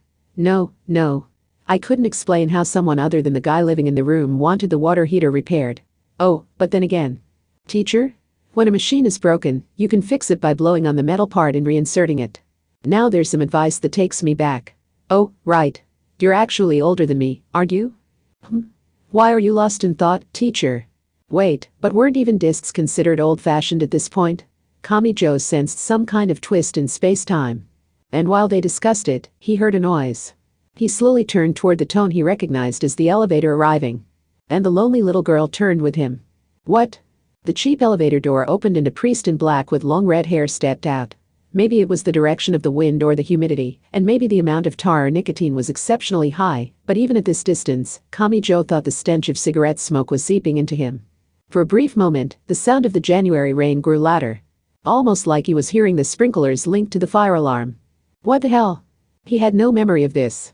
But there was something about the combination of this place, this sound, and this person. The scene before his eyes caused a stirring in his heart. Sta, said the pointy-haired boy on reflex. Yes. Style Magnus? It was him. But Kamijo had no idea why he would be here. For one, how had an Anglican magician gotten into Academy City? Then it hit him. My funeral. I have zero intention of grieving over you. It just made a convenient excuse for an outsider like me to pass through the front gate and enter the city. The other team appears to be having trouble, but I'm sure they're right there outside the wall. That explained the how. But there was a more fundamental question. Why had Style come to Academy City when he was supposed to be in England? Kamijo remained cautious. He glanced over at Alice. Had the Anglicans been working hard to resolve the bridge builders' cabal issue in their own way? If so, Necessarius's timing had been uncharacteristically poor. No matter who might have what complaints now, the issue with Alice had been solved. She would no longer destroy others or the world. Style Magnus said nothing. The scene around him changed. Kamijo felt like he was being pulled toward him. The smoker priest's black habit flapped hard at the air, and then a ton of cards burst out in a great spiral. They attached themselves to the walls and floor and stayed there. Just like cherry blossom petals covering a lake or road after the merciless rain brought them down. There were too many to even see the original colors of the surfaces. They were all laminated. Rune cards? Teacher snapped Alice anatherbable before Kamijo's past experiences could tell him of the threat. And just after her warning. Foosh. Style pulled a flame sword out of thin air like a magic trick, the sword's form collapsed, and flames erupted out like a flash flood. Kamijo's right hand sprang up to hold the palm out front. He wouldn't have made it in time without Alice's warning. Imagine breaker. He negated the scorching flames of more than 3,000 degrees Celsius, but Kamijo still couldn't believe it. Style. This isn't about Alice Anatherbable. The words muttered by the flame magician were colder than ice. To be honest, I don't care about her. It was obvious now. One look in Style Magnus's piercing eyes was enough to know who his true target was. You're here to kill me? Sorry, but this isn't even a job for the Anglicans. The soles of Kamijo's shoes scraped audibly against the floor as he backed up. He rejudged the distance between them. The straight and narrow hallway left no room for lateral movement. He hadn't expected anything like this, but he was still glad he had changed into his school uniform. An outsider like Kamijo had no way of knowing how the Anglican Church would view someone who had died and come back. Was he a troublemaker who had disturbed the natural order, or was he a living sample of the work of an expert magician? Either way, he knew they weren't going to just let him go. Especially when he was inside Academy City, the headquarters of the science side that stood opposed to the magic side. Kamijo had come up with all these guesses, so the words spilling from Styles' mouth caught him by surprise. With you gone, the rights to your possessions go to others. At first, Kamijo didn't know what he meant. But Style was serious. The rights to his possessions? Style was willing to kill over that? The smoker priest clarified. Grimoire Library Index Liberum Prohibitorum was temporarily placed in Kamijo Toma's care. Kamijo felt like he was using the coin-operated binoculars found at scenic locations. The distant and out-of-reach answer was gradually coming into focus. And the image he found left him speechless. No. Wait, it couldn't be. It was only ever temporary. If you were dead, so be it. With her temporary owner gone, that girl would naturally be returned to England where she belongs. Many magicians hoped for exactly that. Especially those connected to the Anglicans. Myself included. Yes. That was right. Index was a freeloader in Kamijo Toma's dorm room. He didn't know what specific agreement the Anglican Church and Academy City had made, but the situation had been stable. But what happened to Index if he died? And what if the pointy-haired boy unreasonably got back up again? But you had the gall to come back to life. Yes. I have no intention of figuring out the details of the spell. All that matters is that Kamijo Toma once more cheated the system to get through it all. Stop messing with us like this. Do you have any idea how much it shakes the world as a whole, each time you go off and die or come back from the dead? Could it be that no one wanted him alive again? He had wondered that when he first escaped from the cremation chamber. But he had assumed that was an emotional issue of like or dislike, necessary or unnecessary. That said, the situation plays right into my hand. You were already set to be cremated. And even after you escaped, Academy City has been working to incinerate you with flamethrowers. No one will question it if you end up burned to death now. It will require massaging the timeline a little, but I'm the best man for the job, don't you think? I can't imagine Kenzaki Kaori or Solo Aquinas doing this job. It was pure interest. A powder keg. He hadn't predicted this would shake things up so badly that it could even affect the power balance between the three major Christian factions on the magic side. The dead should remain dead, Kamijo Toma spat Style Magnus. Were some battles already being fought in the shadows over who would next take an index? Those eyes, carrying a mixture of rage and contempt, were the eyes of the kind of person who amused themselves by spreading false information on social media whenever there was a disaster or war. That is your duty. Kamijo couldn't get any words out. A single quiet footstep sounded. It came from Alice Anatherbable standing next to Kamijo. It doesn't matter what your reasons are. Her voice was cold. But you must not forget. Alice was not angry for herself. The coming battle had nothing at all to do with her. But angry she was. If any mouth in this world says teachers should be dead, then the girl will sew it shut. As the first and the model for all transcendence, the girl can mop the floor with an ordinary magician or two. Mop the floor easily. She wasn't boasting. After the trouble she caused Academy City, Alice might really be able to do that. However. Teacher. Wham! A sudden impact pierced through the center of his gut. Something invisible had done it. He doubled over, but he wasn't even allowed to fall. Unable to breathe, Kamijo Toma spat out all the air in his lungs. Some blood may have come up with it. Alice was by his side, yet her cry sounded distant. His sense of pain was instantly blown away. What had happened to his body was so absurd none of his ordinary senses could make sense of it. But the most frightening part wasn't the impact itself. Unlike 15 centimeters Athanas, Alice Anatherbable still had her unique power, yet she hadn't noticed it while right by his side. What in the world had attacked him? Neither Radia nor the Bologna succubus could do this. Then who could? Most likely, it wasn't even Style Magnus who stood before him. After all, Alice had provided Kamijo Toma with an accurate warning when Style first swung his flame sword. My. You have taken on the stench of death since we last saw you, Kamijo Toma. See, it's just as I feared. You've become more like us, haven't you? Kamijo's shoulders jumped. He recognized those voices. One was a beautiful woman's alluring voice, which resembled a sweet fruit so overripe it was starting to rot. The other was a girl's young but still unripe voice. Didn't that combination of voices belong to Nephthys and Yang Yang? They were magic gods on par with Athanas. What were those monsters doing with Style? Part 8. The sexy silver-haired young woman with her brown skin wrapped in bandages was Nephthys. She was the magic god that existed as a collection of the people used as grave goods in the pharaoh's tombs in Egyptian mythology. The small girl with black hair, corpse-pale skin, and a modified mini China dress was Yang Yang. She was the magic god of Ashiji's Yan, one who had faked their death to cut all ties to the living world. It would probably be crass to ask what they had been doing all this time. They were gods, after all. They gave no concern for human matters and simply popped in whenever it suited their fancy. They had apparently hung out with Hamasura Shiiji while in London, but even that had been on a whim. It was never clear how long they would remain in a single field, which could mean a world or a phase or whatever. Hee hee. Ha ha.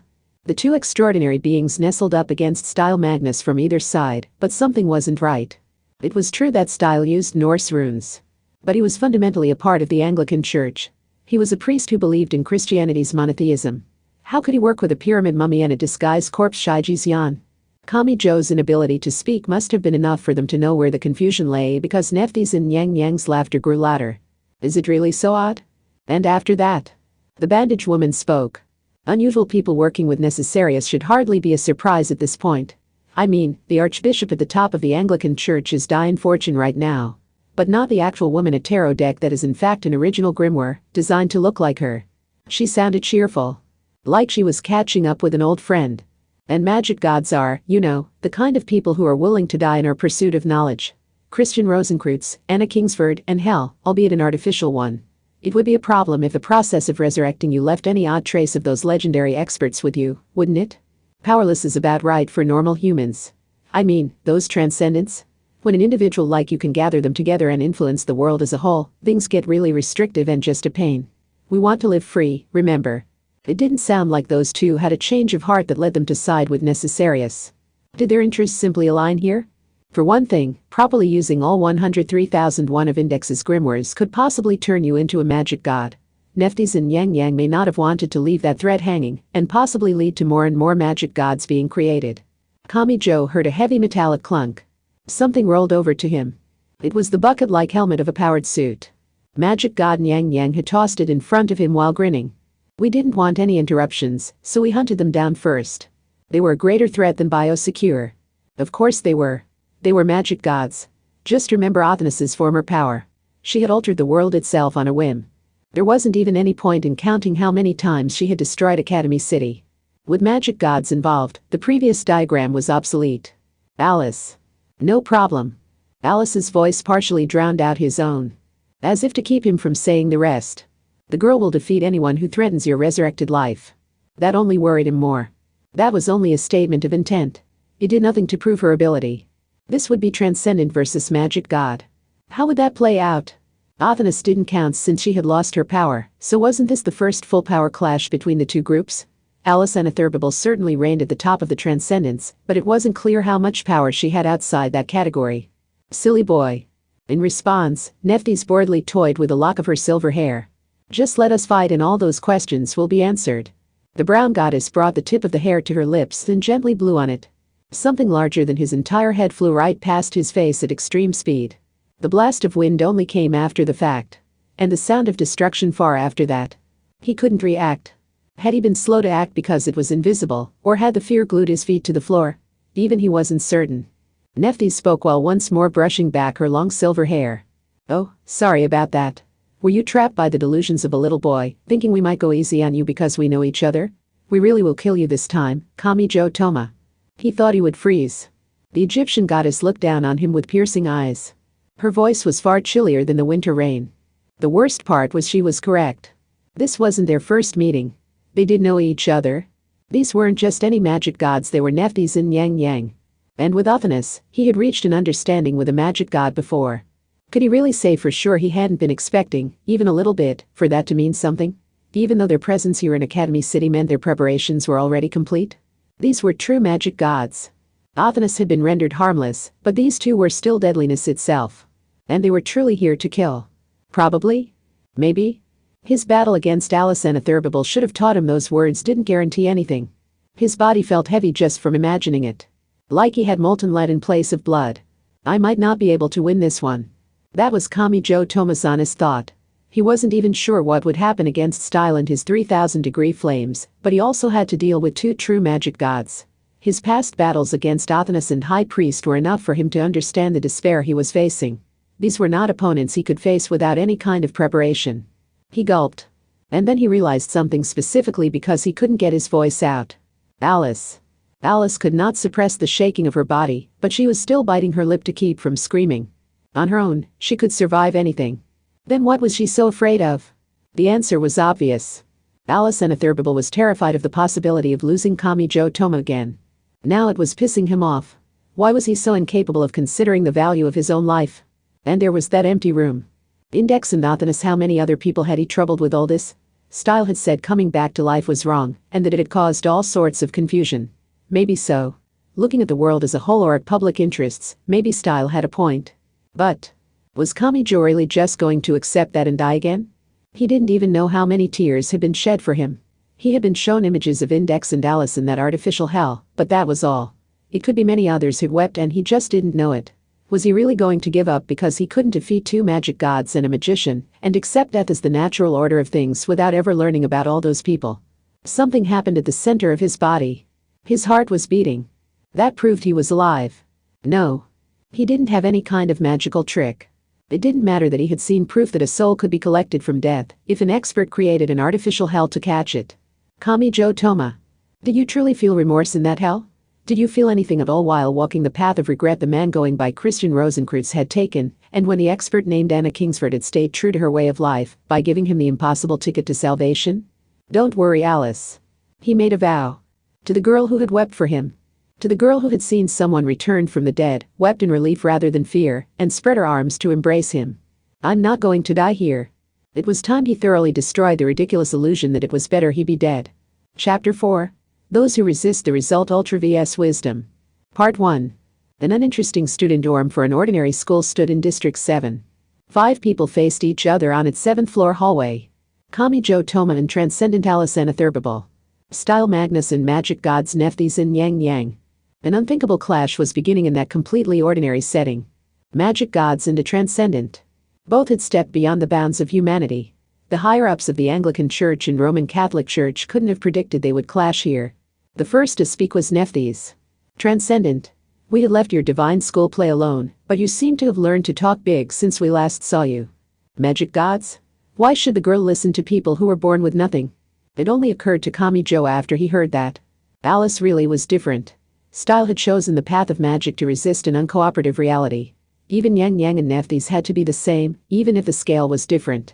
But Alicent Atherbable was something else. She was on the magic side, but she was one with talent. You don't get to take things from other people just because you don't have them. This is a problem you magicians fundamentally do not understand. Even the girl searched for money when she wanted a snack, but you magicians can't do that. You're the one that stole from us, said a voice. Magic god Nephthys' somehow dry voice. Transcendents are those who name themselves gods or who want to be called gods. Meanwhile, we magic gods are those who others call gods. We're similar to you, but fundamentally different. You aspire to be an existing god and work hard to try and reach that position, but we improve ourselves until we are referred to as new gods. There's no need to actually fight, the result is already plain to see, don't you think? Transcendent versus magic god. Since both sides were extraordinary, Kamijo didn't have a good sense of their relative powers or the threats they posed, but maybe that was one way of looking at it. Except Alicent Atherbable also spoke. Calmly. Are you sure about that? One of the brown beauty's eyebrows twitched. Maybe you're the originals and maybe you're gods, but did you really have the resolve and responsibility to be known as gods? Nephthys in particular was a collection of the slaves and servants buried alive as pyramid grave goods. She was a magic god who had been accidentally created by the mixture of a great magical device and many lives. Alice had messed with the world without any kind of plan. Kamijo highly doubted she had researched the details in advance. But he knew that if anyone could draw the lucky card right when she needed it, it was her. You're nothing more than the best humans. You wanted power surpassing that of a god, but you weren't prepared to actually become a god and look after everyone. So the creation of all those new gods didn't actually improve the world any. Just like you're hunting down teacher for your own reasons now. You talk big for a lab rat who was simply abducted and had her body altered. Maybe so, but the girl and the other transcendents did want to save people. Shoving all of that onto CRC was about the worst way of going about it, but that was our goal. It was looking like they were going to start fighting on their own at this rate. And the boy, who was neither a transcendent nor a magic god, turned to look at another human. Yes, style Magnus. Kamijo Toma had the strength to do so now. When Alice Anatherbable had found the boy curled up in the back alley, she had wept and hugged him, instead of being afraid or creeped out by him. She taught him that his new life here was a good thing. He wouldn't let that lesson be denied. This wasn't about the power balance between the three major Christian factions. He didn't care about any confrontation between the science side and magic side. The rules of the world the magic gods were so concerned about weren't the current issue. He wanted to live. That was all. What was wrong with the living wanting to go on living? Why should he need anyone's permission for that? You have it backwards, bad style, reading Kamijo's thoughts from the look in his eye. You are supposed to be dead. So why should I need anyone's permission to re-kill you? Teacher, said Alice. The small girl entirely ignored style and addressed Kamijo. Her eyes were wide and she spoke in a terribly cold way. That was a sign she was in a bad mood. Alice Anatherbable is on your side. So don't worry. The girl will blow away all of these people. Oh, you will? Nephthys laughed and snapped her right hand's fingers next to her face. The scratchy sound followed. Her shoulder on down scattered into some kind of powder and attacked like a whip. It devoured the air, tore through the metal railing and anything else in its way, and eliminated the 10 meters distance between them. Kamijo shuddered. The vanishing of the cold rain indirectly informed him where this great power was.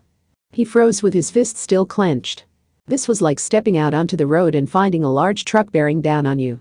He could see it coming, but the shock caused him to freeze up. He had completely misread her range. Don't worry. Alice took a step forward. She held her arms out front and spread them to the sides, causing a wall to tower up out of thin air. The shield was made of a sticky liquid even redder than blood. Attention, card soldiers.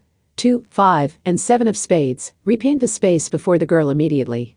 Anything colored by that paint, even wrong-colored roses, is made a part of the Queen's forces. It didn't repel the attack exactly.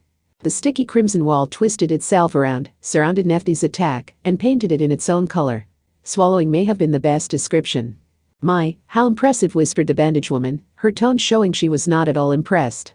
That strange goddess had no notable myths beyond the tears spilled at the funeral of a great god. For a woman who used her clear drops as a weapon, perhaps that was all the value emotional responses carried. But you have now limited yourself by the condition of using paint. Admittedly, focusing on an image like that to restrict yourself is a common tactic. But doesn't Alice's Adventures in Wonderland say the white roses were being painted red, but the work was never completed? That means the more you try to cover and swallow, the longer it takes. You can only process so much at once. Card soldiers. 2, 5, and 7 of the symbol based on a sword, quickly set up a correspondence to the Sephira related to your symbol. Alice shouted once more. An odd straining sound started. It wasn't coming from the sticky paint. And Alice was clearly gritting her teeth in pain as she kept her little arms held forward. This was out of character for the untouchable Alice Anatherbable, who could break all the rules to do anything. Did special rules take effect in a conflict between magic god and transcendent? Alice. Don't worry. This is nothing. Alice shouted to silence Kamijo and leaned forward. She was holding it back. For him. Perhaps she could have done this differently if she were alone and only trying to achieve victory. By distorting the scene and the world around her. But the girl was instead holding out her little hands and keeping the paint wall active so she could keep Academy City from being obliterated by the blast produced by the magic gods. Come to think of it, Alice was part of the magic side, but Kamijo realized this was his first time hearing her recite an incantation. This wasn't about her mood or a whim. Was she aware mistakes were not allowed here? Maybe this was insignificant compared to the destruction she had caused in the past. But something was clearly different. Teacher, she groaned. But she endured the pain she wouldn't have had to experience if she were only interested in killing. She had the look of someone who had moved to the back. That is, who was prepared to let someone else finish this. To reiterate, if all she wanted to do was kill, Alice could have ended this much faster on her own. It was a complete mystery whether the magic gods or the transcendent would survive, so she couldn't afford any games or detours here. But she still left it with him. She let him take over. Because she didn't want a repeat of what had happened, she had chosen to step off the stable path she could have taken. It had taken a while for her to reach this point, but she was still hesitant. This was undeniable growth. What could you call it but strength? And after she demonstrated this kind of resolve, Kamijo Toma knew what he had to say. Since he was indeed alive, he opened his mouth. Watch this, Christian Rosenkreutz and Anna Kingsford. Little by little, I'll live up to your expectations in this world. I will repay you. So. He couldn't just rely on transcendent Alice Anatherbible here. So what? Thanks, Alice. They were up against a pair of extraordinarily powerful magic gods and an Anglican witch-hunting magician who used cold-hearted cunning to pursue his quarry. Kamijo knew he was no match for them, but he couldn't let that stop him. He had to make up the difference somehow and snag a victory here. He couldn't get the conditions wrong. The question wasn't whether or not he could win. He wasn't looking for a safe, no-risk battle against someone on the list of opponents he could defeat easily. The ordinary boy glanced over at Alice. To start with, there was a reason he had to win this. So he couldn't fall back. No giving up. Say it. People died. He now knew he could be killed at any moment if he failed to work towards survival. But that was why he wasn't allowed to compromise or give up and treat his one and only life like it was worthless. He had to say it out loud. It all began there. He had to state the reason it was worth risking his life to fight here. I really am glad I saved you. He heard the little girl gasp. He didn't wait.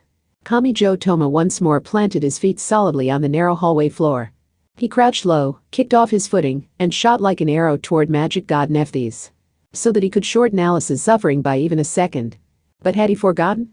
His opponent was a true magic god. And she wasn't alone. Nee-hee-hee. Something raced out even closer to the floor. It almost looked like a shadow on the ground was moving rapidly around. It was in fact Nyang Yang in her modified mini china dress. Several weapons shot out of her baggy sleeves all at once.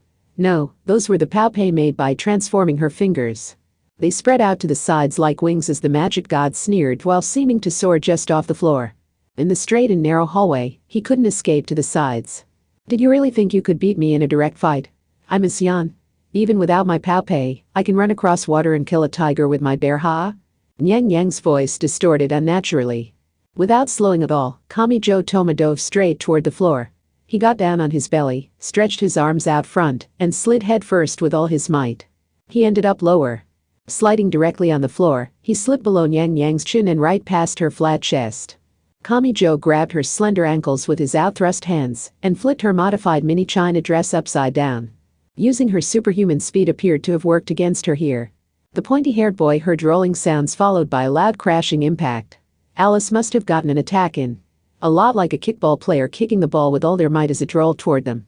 Kamijo didn't have time to look back as he used his leg strength to spring up and approach Nephthys. She had turned her own right arm into a whip, which meant she couldn't use that arm to block. This was the best chance he was going to get. Her slender chin was right there in front of him. And he had his right fist. He could reach her.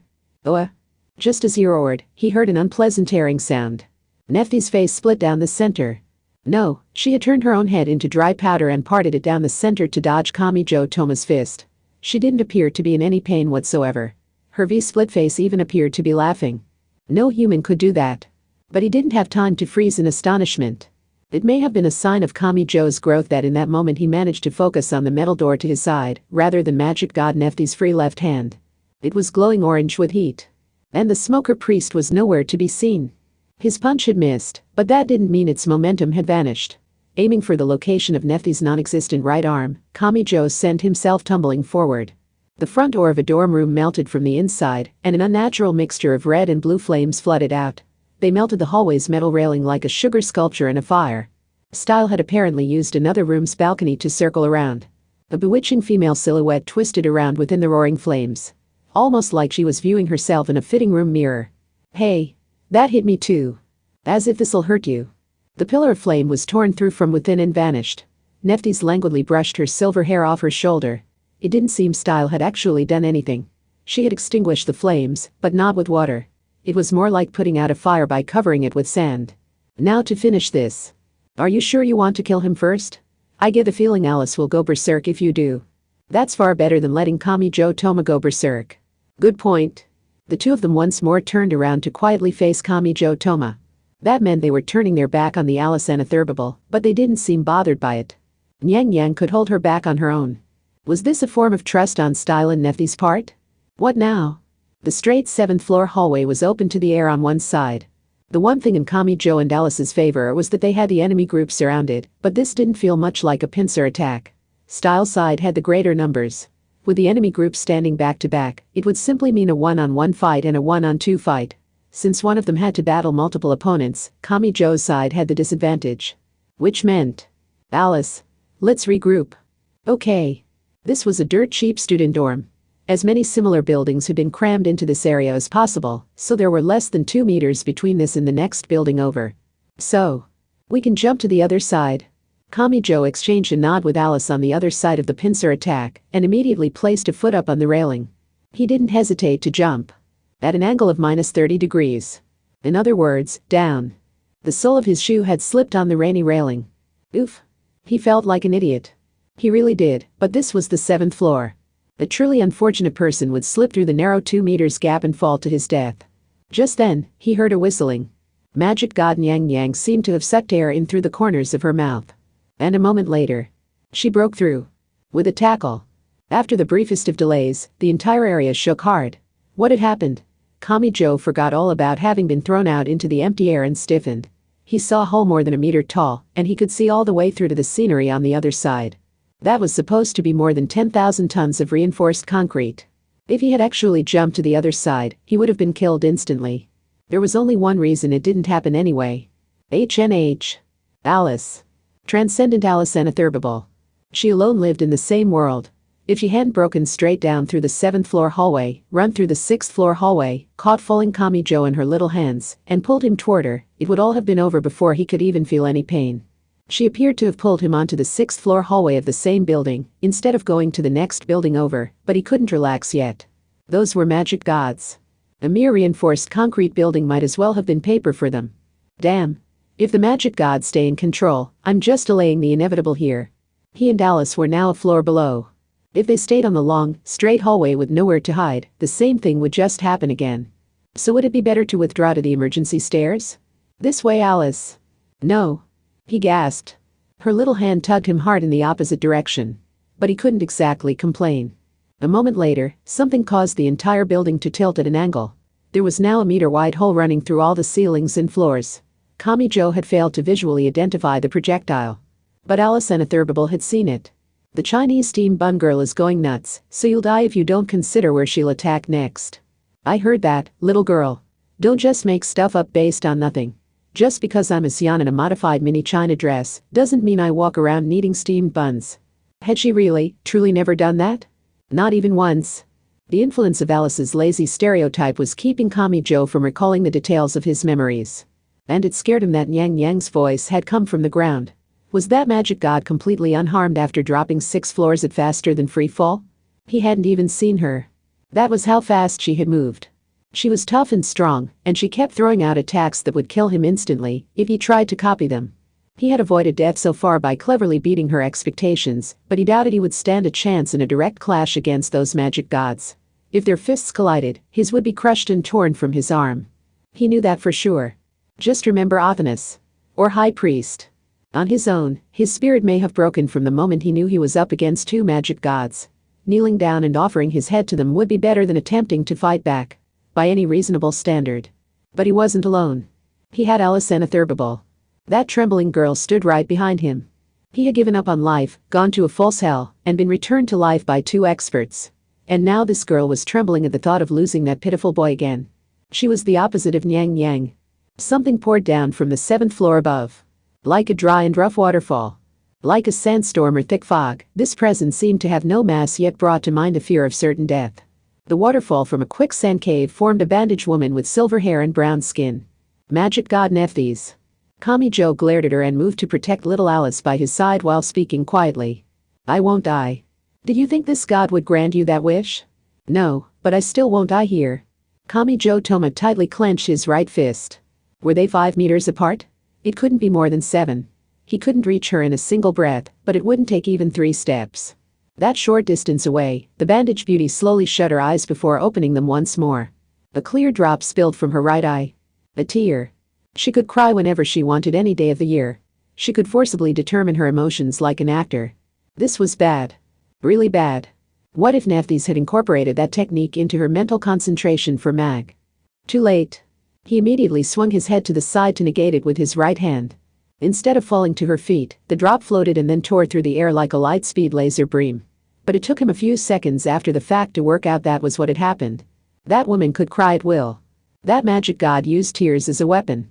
Nephthys' eyes were damp, yet she had an unnaturally gentle smile on her lips. Now that you've died, you know it's no big deal, right? That wasn't just a surface expression. She had shifted gears. Nephthys could instantly switch her inner emotions as if throwing a lever, and now she gently whispered. It was possible not even she knew what her true feelings were. To Kamijo, that seemed like the price she had paid for her great power. We aren't saying either life or death are superior to the other. In fact, people exist in many different states. The state of wakefulness, the state of sleep, the state of anxiety, and the state of relaxation. Living people can only learn about the state of living, but not so for us. We can even make use of the other half of existence, the state of death, which allows us to think on a level people refer to as wisdom. Athanas hanged herself and High Priest was buried alive. Because those acts were necessary. What psychedelic world did you see before your eyes? Hee hee. It may have been a light show very different from the wisdom I know. Something seemed off. At last, Kamijo Toma noticed something slightly wrong about what Nephthys and Yang Yang were saying. Beauty. He pondered it. And this time, the puny boy raised his head. To glare straight at magic god Nephthys.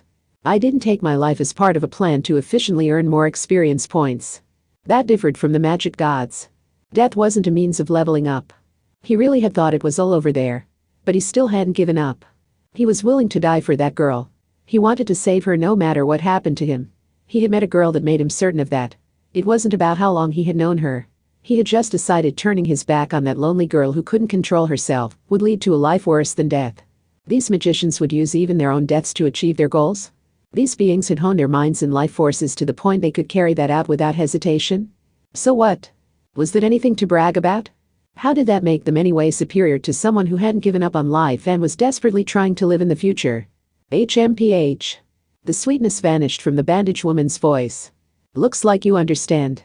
You didn't just die and vaguely experience hell. Can you absorb it faster when you have an excellent tour guide, Kamijo Toma? Kamijo felt something odd between his brows. Like someone was poking their finger there. Or like a sharp weapon. She wasn't actually doing anything, just glaring at him, but he felt like something sharp but invisible were piercing into his head. This was bad. 1 second from now, some kind of horrific attack was coming. Teacher. His right hand felt weird. His vision suddenly blurred. And he was. On the roof? Was that Alice's doing? She appeared to have leaned over the hallway railing and then swung him straight up. He had to have flown up the height of several floors, but he found himself seated on the flat rooftop without a single bone broken. He had even been given a gentle landing. He felt like a giant kendama ball. Blasts and tremors burst up from below. Little Alice must have been battling both magic gods at once. He couldn't just leave her there. But he would only get in her way if he returned without a plan. What did he lack? Kamijo made full use of the brains he so rarely put to work. My right fist can act as a trump card, but a known trump card is useless on its own. Both style and the magic gods already know about Imagine Breaker. I need to set things in motion first. So I need another card that leads into using the finisher. Kamijo looked across the rooftop as the chilly rain fell. For some reason, a few bikes were parked together. And instead of the ladies' bike so common on the sidewalk in front of a train station, these were clearly expensive road bikes. Who in his school rode one of those? Could they not leave him in the ground-level bicycle parking?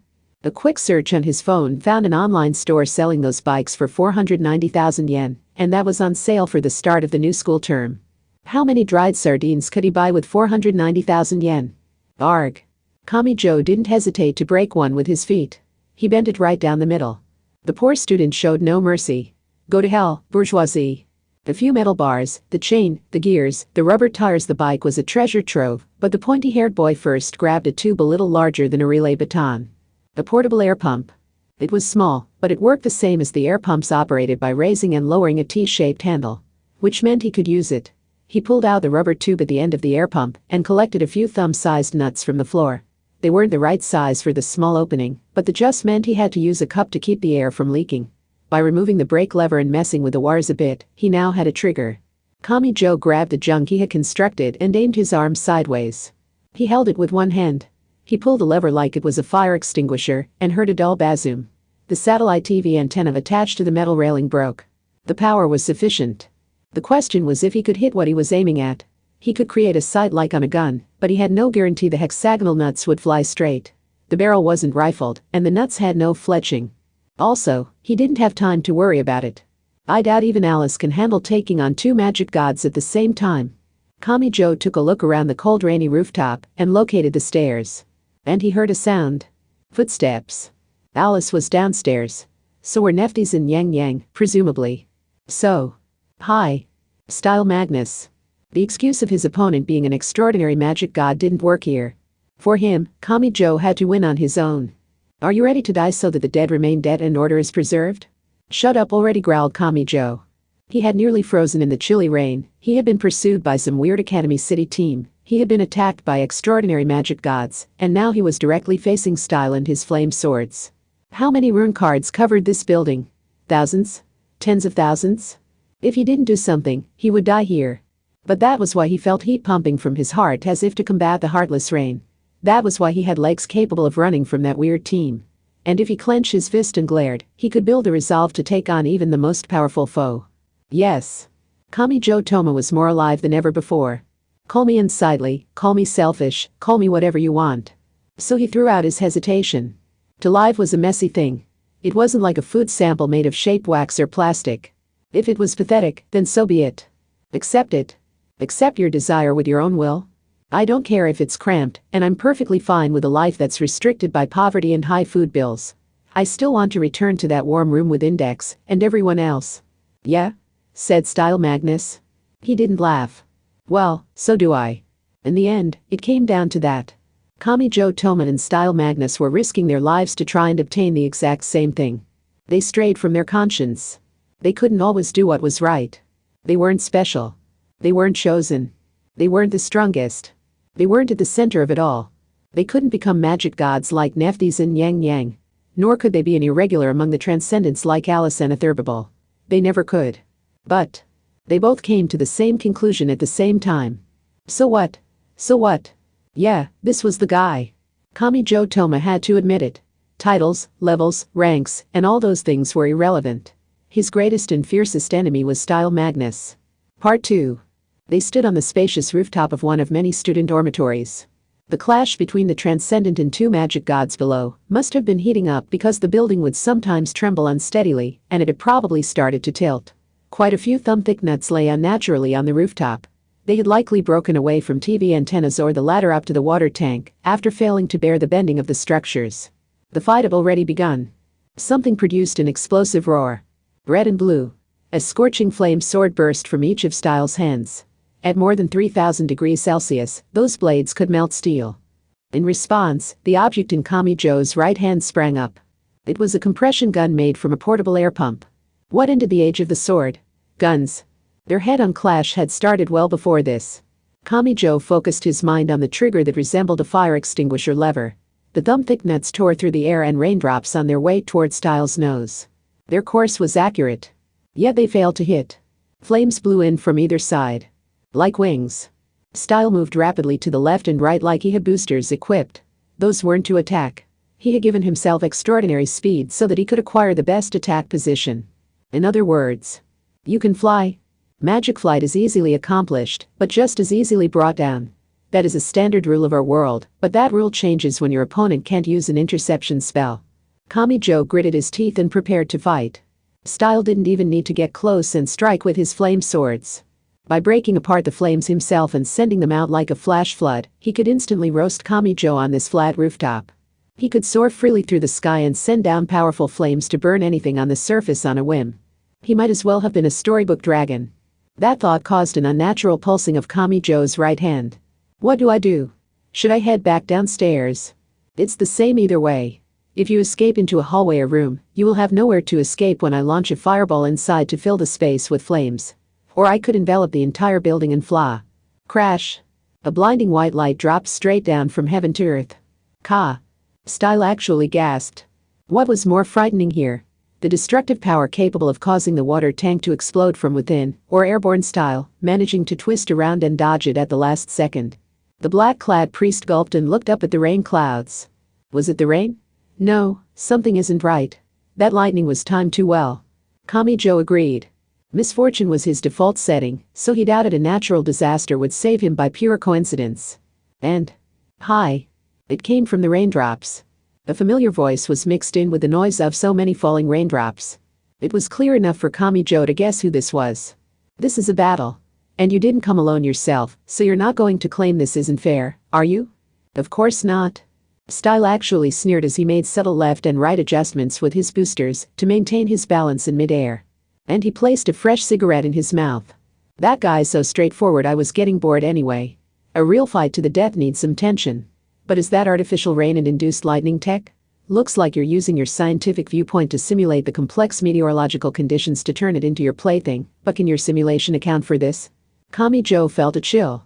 He had an intensely bad feeling about this. I summon thee, Innocentius. Roar. For an instant, the sensation of the ground vanished from below Kamijo's feet. He thought it was only an optical illusion. A colossal flame giant had appeared, seeming to fill his entire vision and stretch up from the ground to the rooftop. Its humanoid form vanished as it transformed into a great vortex. The orange glowing firestorm formed a blazing tower rising up toward the heavens. The lightning shifted. It pierced the road away from the building instead of the rooftop. Haha. This thing has no set form. It's all based on the number and arrangement of the runes. I prefer not to do this since it burns through so much magic power, but I won't hesitate to use my trump card when necessary. Now, insolent science worshipper, can you accurately predict the numerical change to the air currents caused by magical flames? Maybe he could eventually. But it only mattered if he could do it now. Style rapidly zigzagged in the sky. This was bad. If Kamijo was overwhelmed, a single attack would take him out. But choosing a projectile weapon was still the right choice. Kamijo suppressed his panic and focused on his compression gun. He took aim straight up to try and pursue Style's complicated course, but then a chill ran down his spine. He had already pulled the fire extinguisher style trigger with his full palm. The thick bullets had already been released. Yet he trusted his senses and twisted his body with all his might. Something exploded. A flame sword had burst. And Kamijo was nearly killed by the bullets he had released himself. It was like burying a bomb in the rocky riverside to blast the stones into the air. Style had used his own explosion to knock back the flying nuts and had very nearly split open Kamijo's skull. The usual advantage of a projectile weapon didn't apply against a fearsome supernatural opponent. Damn. He had just barely avoided sudden death, but twisting around so quickly had left him in a poor position. Style had already set his feet on the rooftop and was swiftly turning toward Kamijo. With his next sword. Its explosion would blast Kamijo to pieces. This was his final chance. Style. Don't look for favors, my enemy. He pulled the trigger. And released the bullets. In the poor position caused by twisting around. He heard them slicing through the air, but that was all. Something exploded. Style tore through the explosion to charge this way. He accelerated further. Had he expected that his wide-range magic flame would be negated by Imagine Breaker? He had detonated both his flame swords directly behind him for a burst of acceleration. There was a grin on Style's face as he approached. But Kamijo Toma hadn't been aiming at Style, who was too quick for such a slow attack to hit. He had aimed at a giant outdoor air conditioning unit. And the rooftop had already been soaked with the blowing rain. The puny boy was leaning against a concrete wall. It perfectly protected him from the diagonally blowing rain. Except for around the rectangular box for the elevator. Yes. That priest hadn't repelled Accelerator's lightning attack, he had dodged it. Style wasn't invincible. There was a reason he had to dodge it. Wah. Style Magnus didn't even have time to say anything. Kamijo heard the result as he curled up on the one piece of dry concrete. Kazup. After a deafening electrical blast, the black-clad priest crumpled to the rooftop. Part 3. Style Magnus lay motionless on the rooftop. The pointy-haired boy glanced down at his weapon and then tossed it to the rain-wet concrete. His overuse had left the cup at the end broken and unusable. Kamijo breathed a heavy sigh before something intruded on his thoughts. The raindrops. Rules formed in the supposedly random noise, and the complex collision of sound waves produced a clear human voice. He recognized it. That voice belonged to Academy City's #1. How the hell are you alive? It's a long story. Accelerator would have come in contact with bits and pieces of magic, but Kamijo doubted he could keep up with an info dump about going to hell and back, and that the hell he visited was in fact an artificial field created by Rosencreutz. Kamijo had actually experienced it himself, but even he didn't understand it all. More importantly, aren't you the board chairman at the very top? I know I got back up after being dead for more than 24 hours, but I assure you I'm not a zombie infected by some strange new pathogen. This works differently. The magic gods are still a concern, but can't you at least do something about those biosecure people? I've got no info on them. I'm using the master key to gather information now, but I can't order them to withdraw right away. Because their chief, Kaharagake, intentionally took herself out of commission. She's using the fact that I can't contact the person in charge to give her people freedom to act. Out of commission? She bit her tongue, leading to massive blood loss and cardiac arrest. What a pain in the ass. He wished he hadn't asked. There really was something wrong with those Kaharas. Academy City was worn down. Not that it could have stood against two legit magic gods at the best of times. When Athanas was at her full power, she had destroyed and restored this world thousands or millions of times. The standard methods didn't apply. The only way to possibly beat them was to trigger some kind of extraordinary chemical reaction. So he would defeat them with Imagine Breaker and Alice Anatherbable. We just have to do whatever we can. It's the people who talk like that who end up dead in mere seconds, leaving it to everyone else to clean up their mess. Kamijo couldn't argue when he had indeed died against Alice. How sad. The link to Accelerator ended. He apparently wanted to focus on Biosecure. Kamijo wobbled. But he couldn't afford to collapse here. His heavy breathing was white as it left his mouth. He might die if he stayed out in the rain too long. But he wasn't there yet. Not if his presence could save someone just by continuing to live. The boy slowly turned around. Next. An especially loud rumble shook the entire building. He picked up a broken bike chain and a metal pipe and stuck them in his belt. He took the emergency stairs down. To the third floor. Alice was battling someone in the long hallway there. Magic gods Nephthys and Yang Yang. He was already this battered and near death after fighting style. Immediately joining a battle against extraordinary magic gods was obviously suicide. Even with a rule-breaking trump card that was Alice Anatherbable. Nevertheless, he couldn't give up. He wouldn't let anyone say he shouldn't have come back to life. Alice Anatherbable had cried. She had wailed loudly for him. For Kamijo Toma to live. He had accepted it. That cry was one thing he could not deny. He didn't know how intelligent the magic gods were with their bizarre wisdom, and he didn't know why they saw him as such a threat for crawling back out of hell. It didn't matter. If their misunderstanding would lead them to destroy this little world where Index, Athanas, the Calico Cat, and everyone else lived, then he would fight and protect this place in the world. Because being alive meant you could physically act. He didn't have any concrete odds of winning. Mr. Misfortune could never play the card of relying on a selfless miracle. Nevertheless, Kamijo Toma faced forward. And walked on his own 2 feet. He wouldn't die. Something was different from when he fought magic god Athanas. And from when he fought Alice Anatherbable. Anna Kingsford and Christian Rosenkreutz had taught him something before giving him the ticket of resurrection. Death could not be whitewashed. It was a simple fact, which was why no one in the world could overturn it, but that didn't mean you had to make light of or despair in the limited life you had left. He had reclaimed his own life. So he had to make the most of it. He had longed for this in that hell. What was it he had wanted to do in this silly world? What had Kingsford shown him when he came to a stop, saying he had no reason to return to life? He wanted to apologize to everyone who had worried over him, return to that room with Index and Athanas, go to school like always, have no reason left to fight against Aradia, Anna Sprengel, and the rest, and to have Alice as a part of it all. He only felt the word preposterous creeping up on him because he still didn't have a concrete plan. He had to find out how far he had to go. Instead of speaking of vague hopes, he had to count the steps on the stairway to making that dream come true. That wouldn't be easy. He didn't have time to rest. He couldn't stop walking until he had accomplished everything he had envisioned while wandering through hell and looking up at the world of the living so far overhead. The two magic gods Nephthys and Yang Yang who would harm Alice were his first hurdle. So he wasn't going to die just because they were so powerful. He hadn't come back to life so he could run away, curl up behind cover, and force a stiff smile while avoiding all risk. He was suppressing what he wanted to do. Nephthys and Yang Yang seemed to have noticed the boy's appearance from behind Alice. Oh? Huh, does that mean you took style out? They didn't seem to care at all. The battle wasn't over yet. Kamijo pulled a metal pipe of a handy length from his belt at the side of his hip. How many times did I die against Athanas? He hadn't been counting. And even after all that, he never had truly defeated her. And now he was up against two at once. So what? At the same time, Nephthys and Yang Yang stopped where they were. They slowly raised their hands. Like a joke. Kamijo roared while tightly gripping the pipe. Huh? What the hell are you doing now? We have no reason left to fight, answered a grinning Yang Yang. This was weird. The magic gods might just destroy the world for fun, but they were always true to their actions. He couldn't think of any reason for them to hesitate when they had a path to victory. And there was no sign of any kind of unexpected accident on their part. Then was this the ending Nephthys and Yang Yang had expected? What do they gain from this? Wait. Kamijo thought back on what Nephthys had said. He reviewed the basic information. The magic god is someone who doesn't hesitate to improve themselves by all means available, up to and including their own death. That won't necessarily make you a magic god, but they wouldn't want it to happen. This wasn't about me at all. You were worried about style? Asked Kamijo, astonished. The bandages woman lowered her raised hands and shrugged. That priest is so dead set on protecting the Grimoire library no matter what, it was obvious he was going to try something extremely reckless in the near future.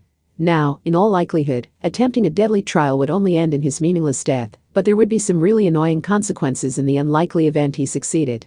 What happens when a pure, straightless guy like him becomes a magic god and begins seriously thinking about world peace? The world becomes a lot more restrictive. And there's no way I'm dealing with that. Nyang Yang cackled and waved her baggy sleeves around. Kamijo had thought this was weird. Nephthys and Nyang Yang were magic gods on Athanas's level. Alice and Atherbable was one thing, but they should have killed Kamijo in the blink of an eye. It would have been truly instantaneous. Yet they hadn't done that. Kamijo let out a rough breath. So what are you going to do now? Leave. Academy City isn't our home.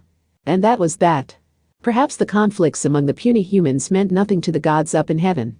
Regardless, Kamijo was glad he wouldn't be forced into a hellish situation where he had to begin a fistfight with two magic gods until one side or the other couldn't keep going. He really hoped those capricious magic gods would leave Academy City before they changed their minds and decided to start fighting again. Then get going. You can see what state the city's in, can't you? We can't even fix the broken buildings, so we're not exactly in a place to entertain tourists. Yes. But we can drop by to play whenever we want, you know? We were true magic gods, after all. And during that conversation, Gah! Someone's voice caught in their throat. Nephthys and Yang Yang both reached a hand to the center of their chest. They doubled over but still couldn't stand it and wobbled before collapsing to the floor. Despite supposedly reigning as one of the greatest threats imaginable. Kamijo glanced over at Alice, but the small girl shook her head. This wasn't Alice's rule-breaking magic. But in that case... Wait. Who else could it be? It can't be. Slowly no, hesitantly Kamijo Toma turned to look behind him. Style Magnus. He couldn't stand straight. He looked ready to collapse at any moment. Still, the tall priest was indeed on his feet. Once more. The outline of his shoulders wavered unsteadily. Almost like some kind of mirage effect. It didn't seem to be a gas. A voice like wetter and stickier blood foam spilled from the priest's mouth.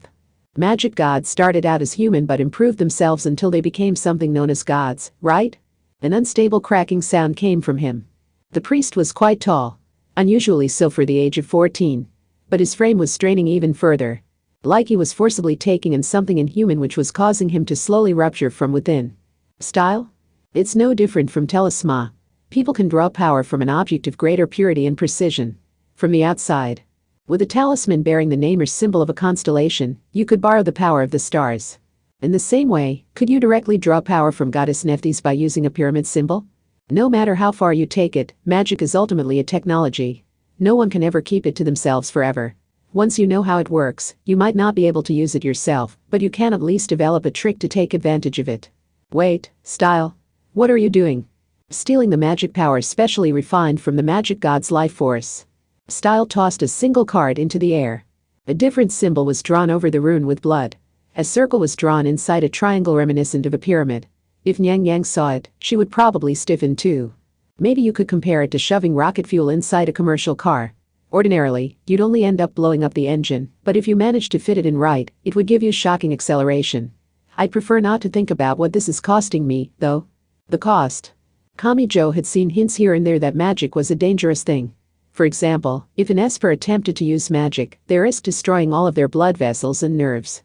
Then there was Alistair's talk of the sparks produced from the collisions of phase which caused the unearned deadly fate that had taken his family from him and triggered the Battle of Blythe Road. But what about this? Did this carry a brand new form of risk? I call it Crossroads, said Style. I created the spell from the ground up, but the idea itself isn't that unusual, is it? I heard a report saying the idea of making multiple religions and gods your own once caused some trouble for Ursula Aquinas. That is my spell's name. I will incorporate other cultures if it will help me achieve my wicked and shameful goal. Kamijo immediately threw aside the metal pipe he held. It wasn't going to help. The priest grabbed his cigarette between two fingers and crushed it. An explosive roar followed.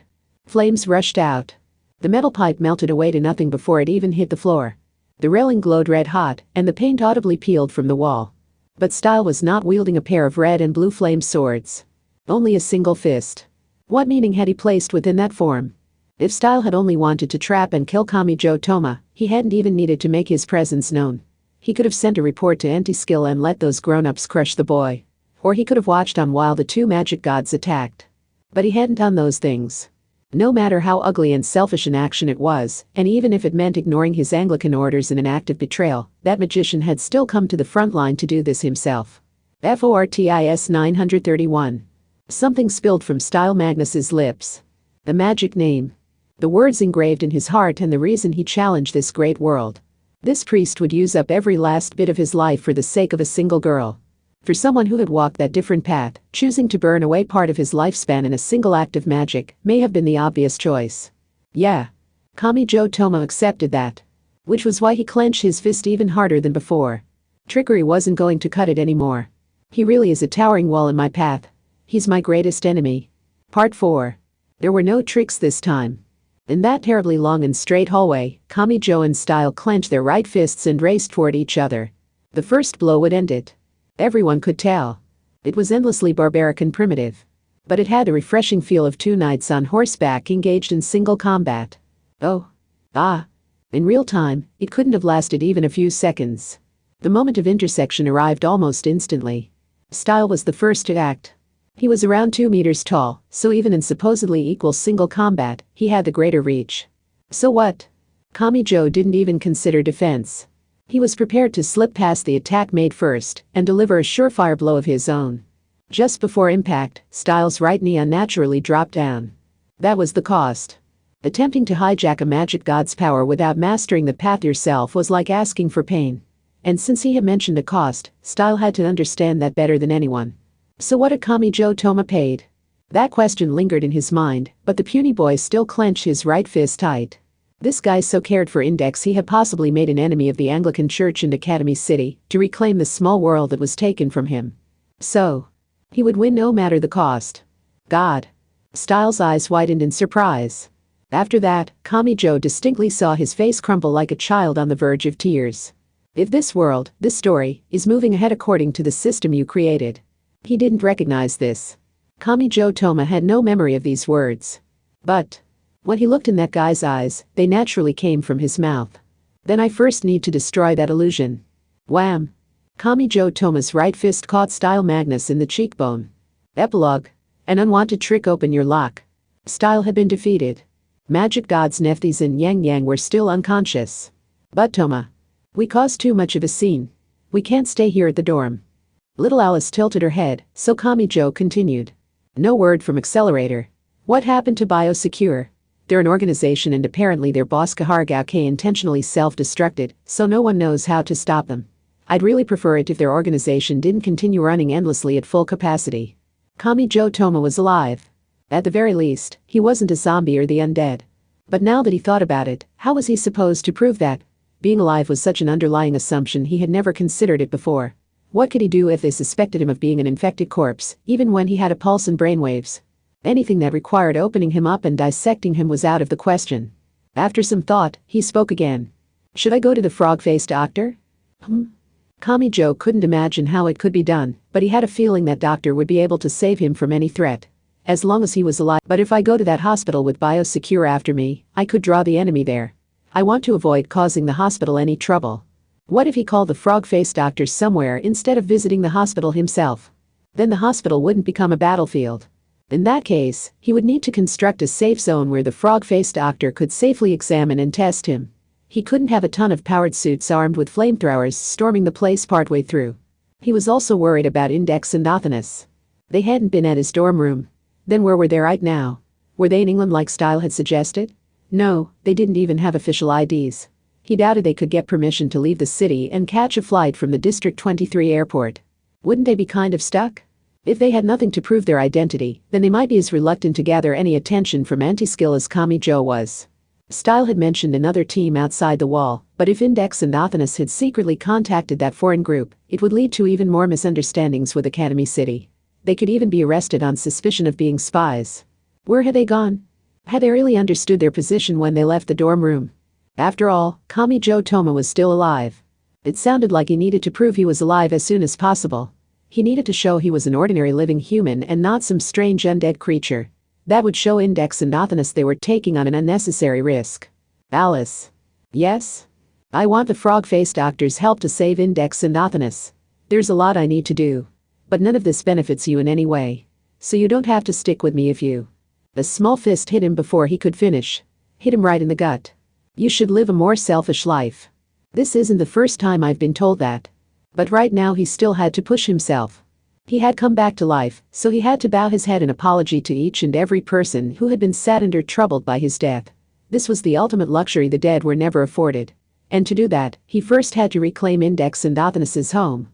That half-destroyed orm wasn't enough for this. The school teachers and anti-skill probably weren't going to help him here. Wasn't there something? Kamijo thought for a bit and then his eyes were drawn to someone. To Alice Anathurbable as she looked innocently up at him. Yes, Toma. The consulate. The bridge builders' cabal had a consulate in Academy City. It was in District 12, and the science side couldn't touch it because of the extraterritoriality. As long as I can prove I'm alive, I can protect Index and Nothinus's home. And if I'm going to get help from the frog doctor, calling him to that consulate would be best, wouldn't it? But, teacher, wasn't that consulate completely destroyed in our fight? Was it? Maybe so. He wasn't sure if good old Marier H. Teatress Megistus was more responsible there. But the level of damage didn't really matter. Maybe it's a pile of rubble now, but on paper it should still function as the grounds of a consulate. Look at the city, Alice. The recovery process has barely even gotten started, right? After all those battles, it must be chaos at the top levels too. They won't have had time to do the paperwork to strip that location of its consulate status, and they'll be hard-pressed to find the document they want within all the mountains upon mountains of paperwork they have to do. It might be shut down eventually, but it wouldn't have happened yet. This finally gave him a safe zone, even if it wouldn't last long. That was the enemy headquarters around New Year's. Funny how it looks so different now that my position has changed. But would it really give him what he wanted? Kamijo was astonished by how calculating he could be. But it was what it was. No longer would he use his time being chased and running away. He was still facing ton of problems, of course, but he knew he could solve a lot of them if he just had time to settle down and think. He knew he would find plenty of ways to prove that he was a living human and not some strange zombie boy. Christian Rosenkreutz and Anna Kingsford. Those experts had pushed up from the depths of that hell, where no bluffs or white lies worked, and where your sins, past, and desires were all brought out into the open. They had sent him back to the world of the living. He had come back from the dead. He wasn't going to let himself be killed again because of a mistake, or because his resurrection could cause unnecessary confusion. Little Alice hopped up and down next to him. Then, teacher, let's go to District 12. Yitoma, I'm not going to find Index and Nothinus by running around at random anyway. I need to get ahead of them. We'll need a strategy meeting to discuss how to narrow down the search. With that, Kamijo left the half-destroyed orm and started toward the train station. But had he forgotten? Kamijo Toma was thoroughly plagued by misfortune. When had a plan ever panned out the way he had imagined it? He heard something solid breaking. Lying on the wet asphalt was a supermodel-looking woman with beautiful long black hair and brown skin. But the ball joint, all positioned back-to-back with her, was shattered with its parts scattered around her. Vidhatri, whispered Alice. Kamijo had no direct knowledge of her. But Alice knew her. If she was a transcendent like Aradia and the Bologna succubus, then her power had to be tremendous. She would be a monster capable of single-handedly waging war with the entire magic side. It would take Alice's power to one-shot a transcendent, but the little girl's eyes were currently widened in surprise. Yet, the woman had been defeated so easily? Run, Toma, Alice, Toma. When Vidhatri noticed their eyes on her, she groaned, unable to get up in the pouring rain. She's coming. We managed to hold her back this far, but we've hit our limit. There's something weird about her. Kamijo didn't notice at first due to the sound of the rain. Someone was there. But this wasn't the adults of anti-skill. Nor was it biosecure with their powered suits and flamethrowers. Kamijo looked puzzled. Alistair? He didn't respond. He wasn't even holding an umbrella. Only the sound of the rain stretched on and on as white noise. It must have taken at least 10 full seconds. That was plenty of time for the atmosphere to solidify like gelatin. Toma, why? Asked Alistair, his head lowered. The deep resentment in his voice seemed to rumble up from the depths of the earth. Why was it only you, Kamijo Toma? It was Kamijo's turn to fall silent. At first, he didn't understand what Alistair meant. But after some thought, he made a guess and drew on the knowledge he had. The two experts sent me. What happened to Anna Kingsford? Alistair silently raised his head. There was unmistakable rage and hatred there. Kamijo had never before seen Alistair Crowley like this. The white flash burst out. The number one's artificial lightning had struck. But that wasn't the source of the light. Without even swinging an arm, Alistair had sent white light scattering to deflect the strike from the heavens. And it didn't end there. The danger of this world had just gone up a notch. I thought maybe you could do it. I had given up, but I thought maybe you could produce a miracle. But, he continued. That human was not celebrating. He spoke only rejection. Oh, yes. I know. I know all too well. Even if I am correct and your formless soul was forcibly recovered with an artificial hell, that could only have saved one at most. Obviously CRC couldn't be allowed to return, and I doubt Kingsford of all people would shove an amateur like you aside to reclaim her own life. Yes, that was the natural course for events to take. His unstable voice displayed the polar opposite of acceptance. That's just how the world works. It can't be helped. Over and over, that human had seen lives mercilessly lost for those reasons. So many more than Kamijo Toma had. But it was you. Kamijo had betrayed something. Even if it hadn't been intentional. He could tell he was standing here because he had taken away someone precious to someone else. Even if Anna Kingsford herself had accepted it with a smile. Even if. I thought maybe Kamijo Toma would find a way to save more than one in a situation where only one could be saved. I believed in you, Toma. Anna Kingsford. Dead Kamijo Toma wasn't the only person who had been reliant on that benevolent expert. He didn't know what exact connection there was between Alistair and Kingsford. But she had been enough of a person to make that misanthrope Alistair hesitantly open up once more. No matter the reason, that wasn't something someone else should intrude upon and tear apart. Why was it only you? Alistair shed tears of blood. He may have opened his eyes with such force he had physically torn the corners of his eyes. Why did you follow her instructions and board the lifeboat? You might as well have splashed cold water on the one who gave you her seat. Why didn't you question her words even as you could see the look of death in her face? The red blood trickled down his face.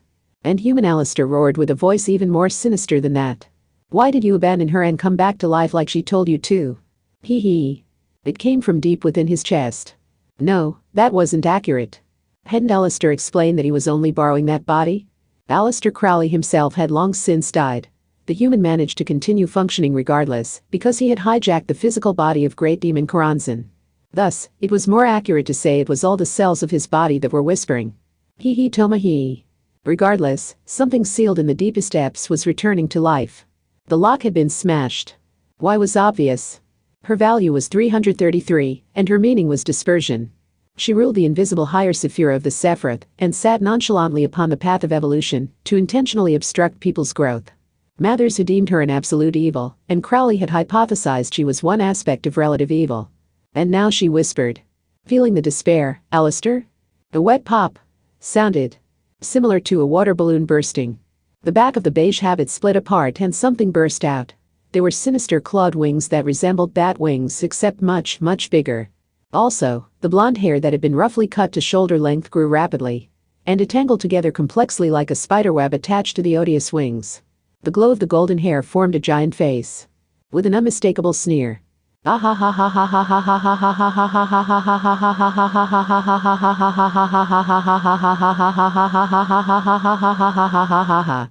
woman spread her arms wide and roared into the sky. This clearly wasn't Alistair any longer. This was something else. Or perhaps this was the moment life returned to the monster meant to reside within that body. I was waiting. Waiting for the moment your will weakened. Hee. There was nothing I could do on the inside, but I knew the wide world out there is made to torment you. Hee. Great Demon Koranzan. The enemy of humanity who had been there all the while had regained her freedom. Afterward. If you picked them up one at a time, welcome back. If you bought them all at once, welcome. This is Kamachi Kazuma. Anna Kingsford cast resurrection magic. Kamijo Toma was revived. But how will everyone else view this event? That's the gist of GT12. It had been over a day since a doctor confirmed his death. They accepted the idea of a technological infection in a city of science like Academy City, but I think how you process it would depend a lot on the person. When faced with an incomprehensible situation, how would you mentally categorize it to put yourself at ease? Would you go with physical magic tricks? Would you think you must have mistaken what you saw? Or would you go as far as a supernatural curse or miracle? I think that question digs deep into who people are. Death isn't just a change for the deceased, it also changes the people around them. This is true to some extent for anyone, not just cases of royal succession or inheritance of a fortune. And yet Kamachi shook that all up by dying and coming back without any kind of cooling off period. But what does he have left now that he is alive again, and what opportunities arose with his death? With so many books in this series, I'm sure you can all think of some possibilities. And for that matter, it probably makes you think about that power in his right hand. Also, the highlights of this one were probably the ultimate transcendent versus magic god showdown and the struggles of style who isn't special in any way. The magicians of this world are the untalented ones who still struggle to reach the top, so he demonstrates the proper form of a magician. When they lack something in themselves, they find something external to them to replace it. The greater their desire, the more tricks they develop to overturn it all. Recently, we've been seeing battles fought by the elite transcendents and experts, but I think this messier kind of magician is cool too. What did you think? He doesn't care what happens in the larger world. He just wants to see a friend smile and will risk his life to protect that little world. Meanwhile, that human has always done the wrong thing. But it would please me if some of you could accept him with some sympathy for his cries. He isn't used to kindness, so what happens when he keeps losing the few people who showed it to him? Losing his cool and making the wrong decision also makes him a cool human in my opinion. I give my thanks to my illustrators Haimura-san and Ito Tatiki-san, and my editors Mikai-san, Ainan-san, Nakajima-san, and Hamamura-san. A gray city scarred by destruction, a funeral, and the struggling battles of the unfulfilled. It must have been tough to capture those things in an illustration. Thank you yet again. And I give thanks to the readers. I think the person most adopting a trial and error strategy this time was the rookie board chairman. I hope you will watch over his growth as he chooses the path of atonement in prison, but also sends his power outside those walls whenever that idiot gets into trouble. Thank you so much. It is time to close the pages for now, while praying that the pages of the next book will be opened. And I lay my pen down for now. What kind of combination is 14 years old in morning clothes? Kamachi Kazuma. One apartment was far, far removed from all the conflict out there in the world. A completely unwanted room-sharing situation meant Hamazura Shiage barely ever got to be alone with his girlfriend, but Michino Shizuri and Kinyahata Sai both happened to be out today. Which meant it was time to flirt his heart out. Oh, how glad he was he didn't stand out. He was sick and tired of global mysteries and fighting to save people's lives. He had an amazing girlfriend and he didn't need anything else. As far as he was concerned, he was winning at life. This is the best part of the shopping show, so be quiet, Hamazura. Tracksuit girl Takatsubo Riko's expressionless rebuke silenced Hamazura Shiage. The black bob-cut girl's eyes were glued to the TV without so much as a glance for her boyfriend. Did she not like him anymore? What are you so focused on? A high-frequency diet machine? Ha ha ha. It's supposed to destroy your body's fat cells with an electric current? If the current was powerful enough to do that, I bet you'd need a medical license to operate it, so this is nothing but a fact, yeah. His comments earned him a square couch cushion to the face. Repeatedly. With the cushion clutched in her hands. It's not like you were going to buy it, so why are you so mad at me? I don't like spoilers, Hamazura. About a health product? If I did buy and use it, my dreams probably would be shattered. It's best to admire health products from afar, enjoying fantasies of yourself after they work. The people who say that are the first ones to pick up the phone. He blamed the warm air from the air conditioning for making his usually kind girlfriend like this. It was raining outside, but the balcony had a roof, and he doubted it would blow into the room. So Hamazura tried opening the curtains. Hi, excuse me. Someone suddenly entered from the balcony. Just slipped on in. On this high floor. Hamazura's eyes widened and shouted, but time still felt frozen for him. Ah. The intruder had short red hair and white skin. She wore a fluffy white dress that made her look like a ballerina or figure skater. And a black box the size of a soccer ball floated next to her. This was Diane Fortune. How did you get here? I am technically Archbishop of the Anglican Church, you know. Only an interim to prevent chaos until a proper successor can be chosen, but even if it's only for show, my authority is very real. Which means I can pull some strings with the Academy City diplomats. And Kami Joe Toma's funeral was today, after all. He didn't want to hear this. Could she please stop talking? Each secret that entered his ears made him feel like he was sinking deeper into quicksand. But the question was what kind of trouble he was being dragged into. I never did think Alistair, the quintessential terrible human, could actually suppress Great Demon Koranzan for long. Koranzan? His eyebrows twitched. Most anything related to the magic side was none of Hamazura Shiage's concern, but there were a few individuals there he had a link to. This was one of those. He had worked with her in the UK, but ultimately failed to save her. He had no idea what would have happened to Takatsubo Riko, die in fortune, or himself if not for her. Maybe she was evil. But he still couldn't just give up on her. The major Anglican unit is approaching the outside of the wall with help from the Amakusas, who know a lot about this eastern island nation, but who knows how much help they'll be. If Corazon, the 333 of dispersion, is serious about this, I imagine they'll only give her more victims without accomplishing much of anything. If they use any ordinary methods, anyway. Wait. Please wait a minute. That's why I want your help, Hamazura. This is your business as much as it is mine. I doubt Kamijo Toma's voice will reach Corazon. So, our help is needed to pull off a man-made miracle. The puzzle pieces fit together. Hamazura Shiage. He was the other possibility who could find success where Kamijo Toma and Accelerator could not. He had an intensely bad feeling about this. Yes? Takatsubo silently elbowed him in the side, but it did no good. He knew this question was as good as admitting defeat, but he was ultra terrified of not asking. The idiot succumbed to the fear welling up within him. Hamazura Shiage opened his mouth while dripping with sweat. What were you thinking we should do? Have something of a reunion?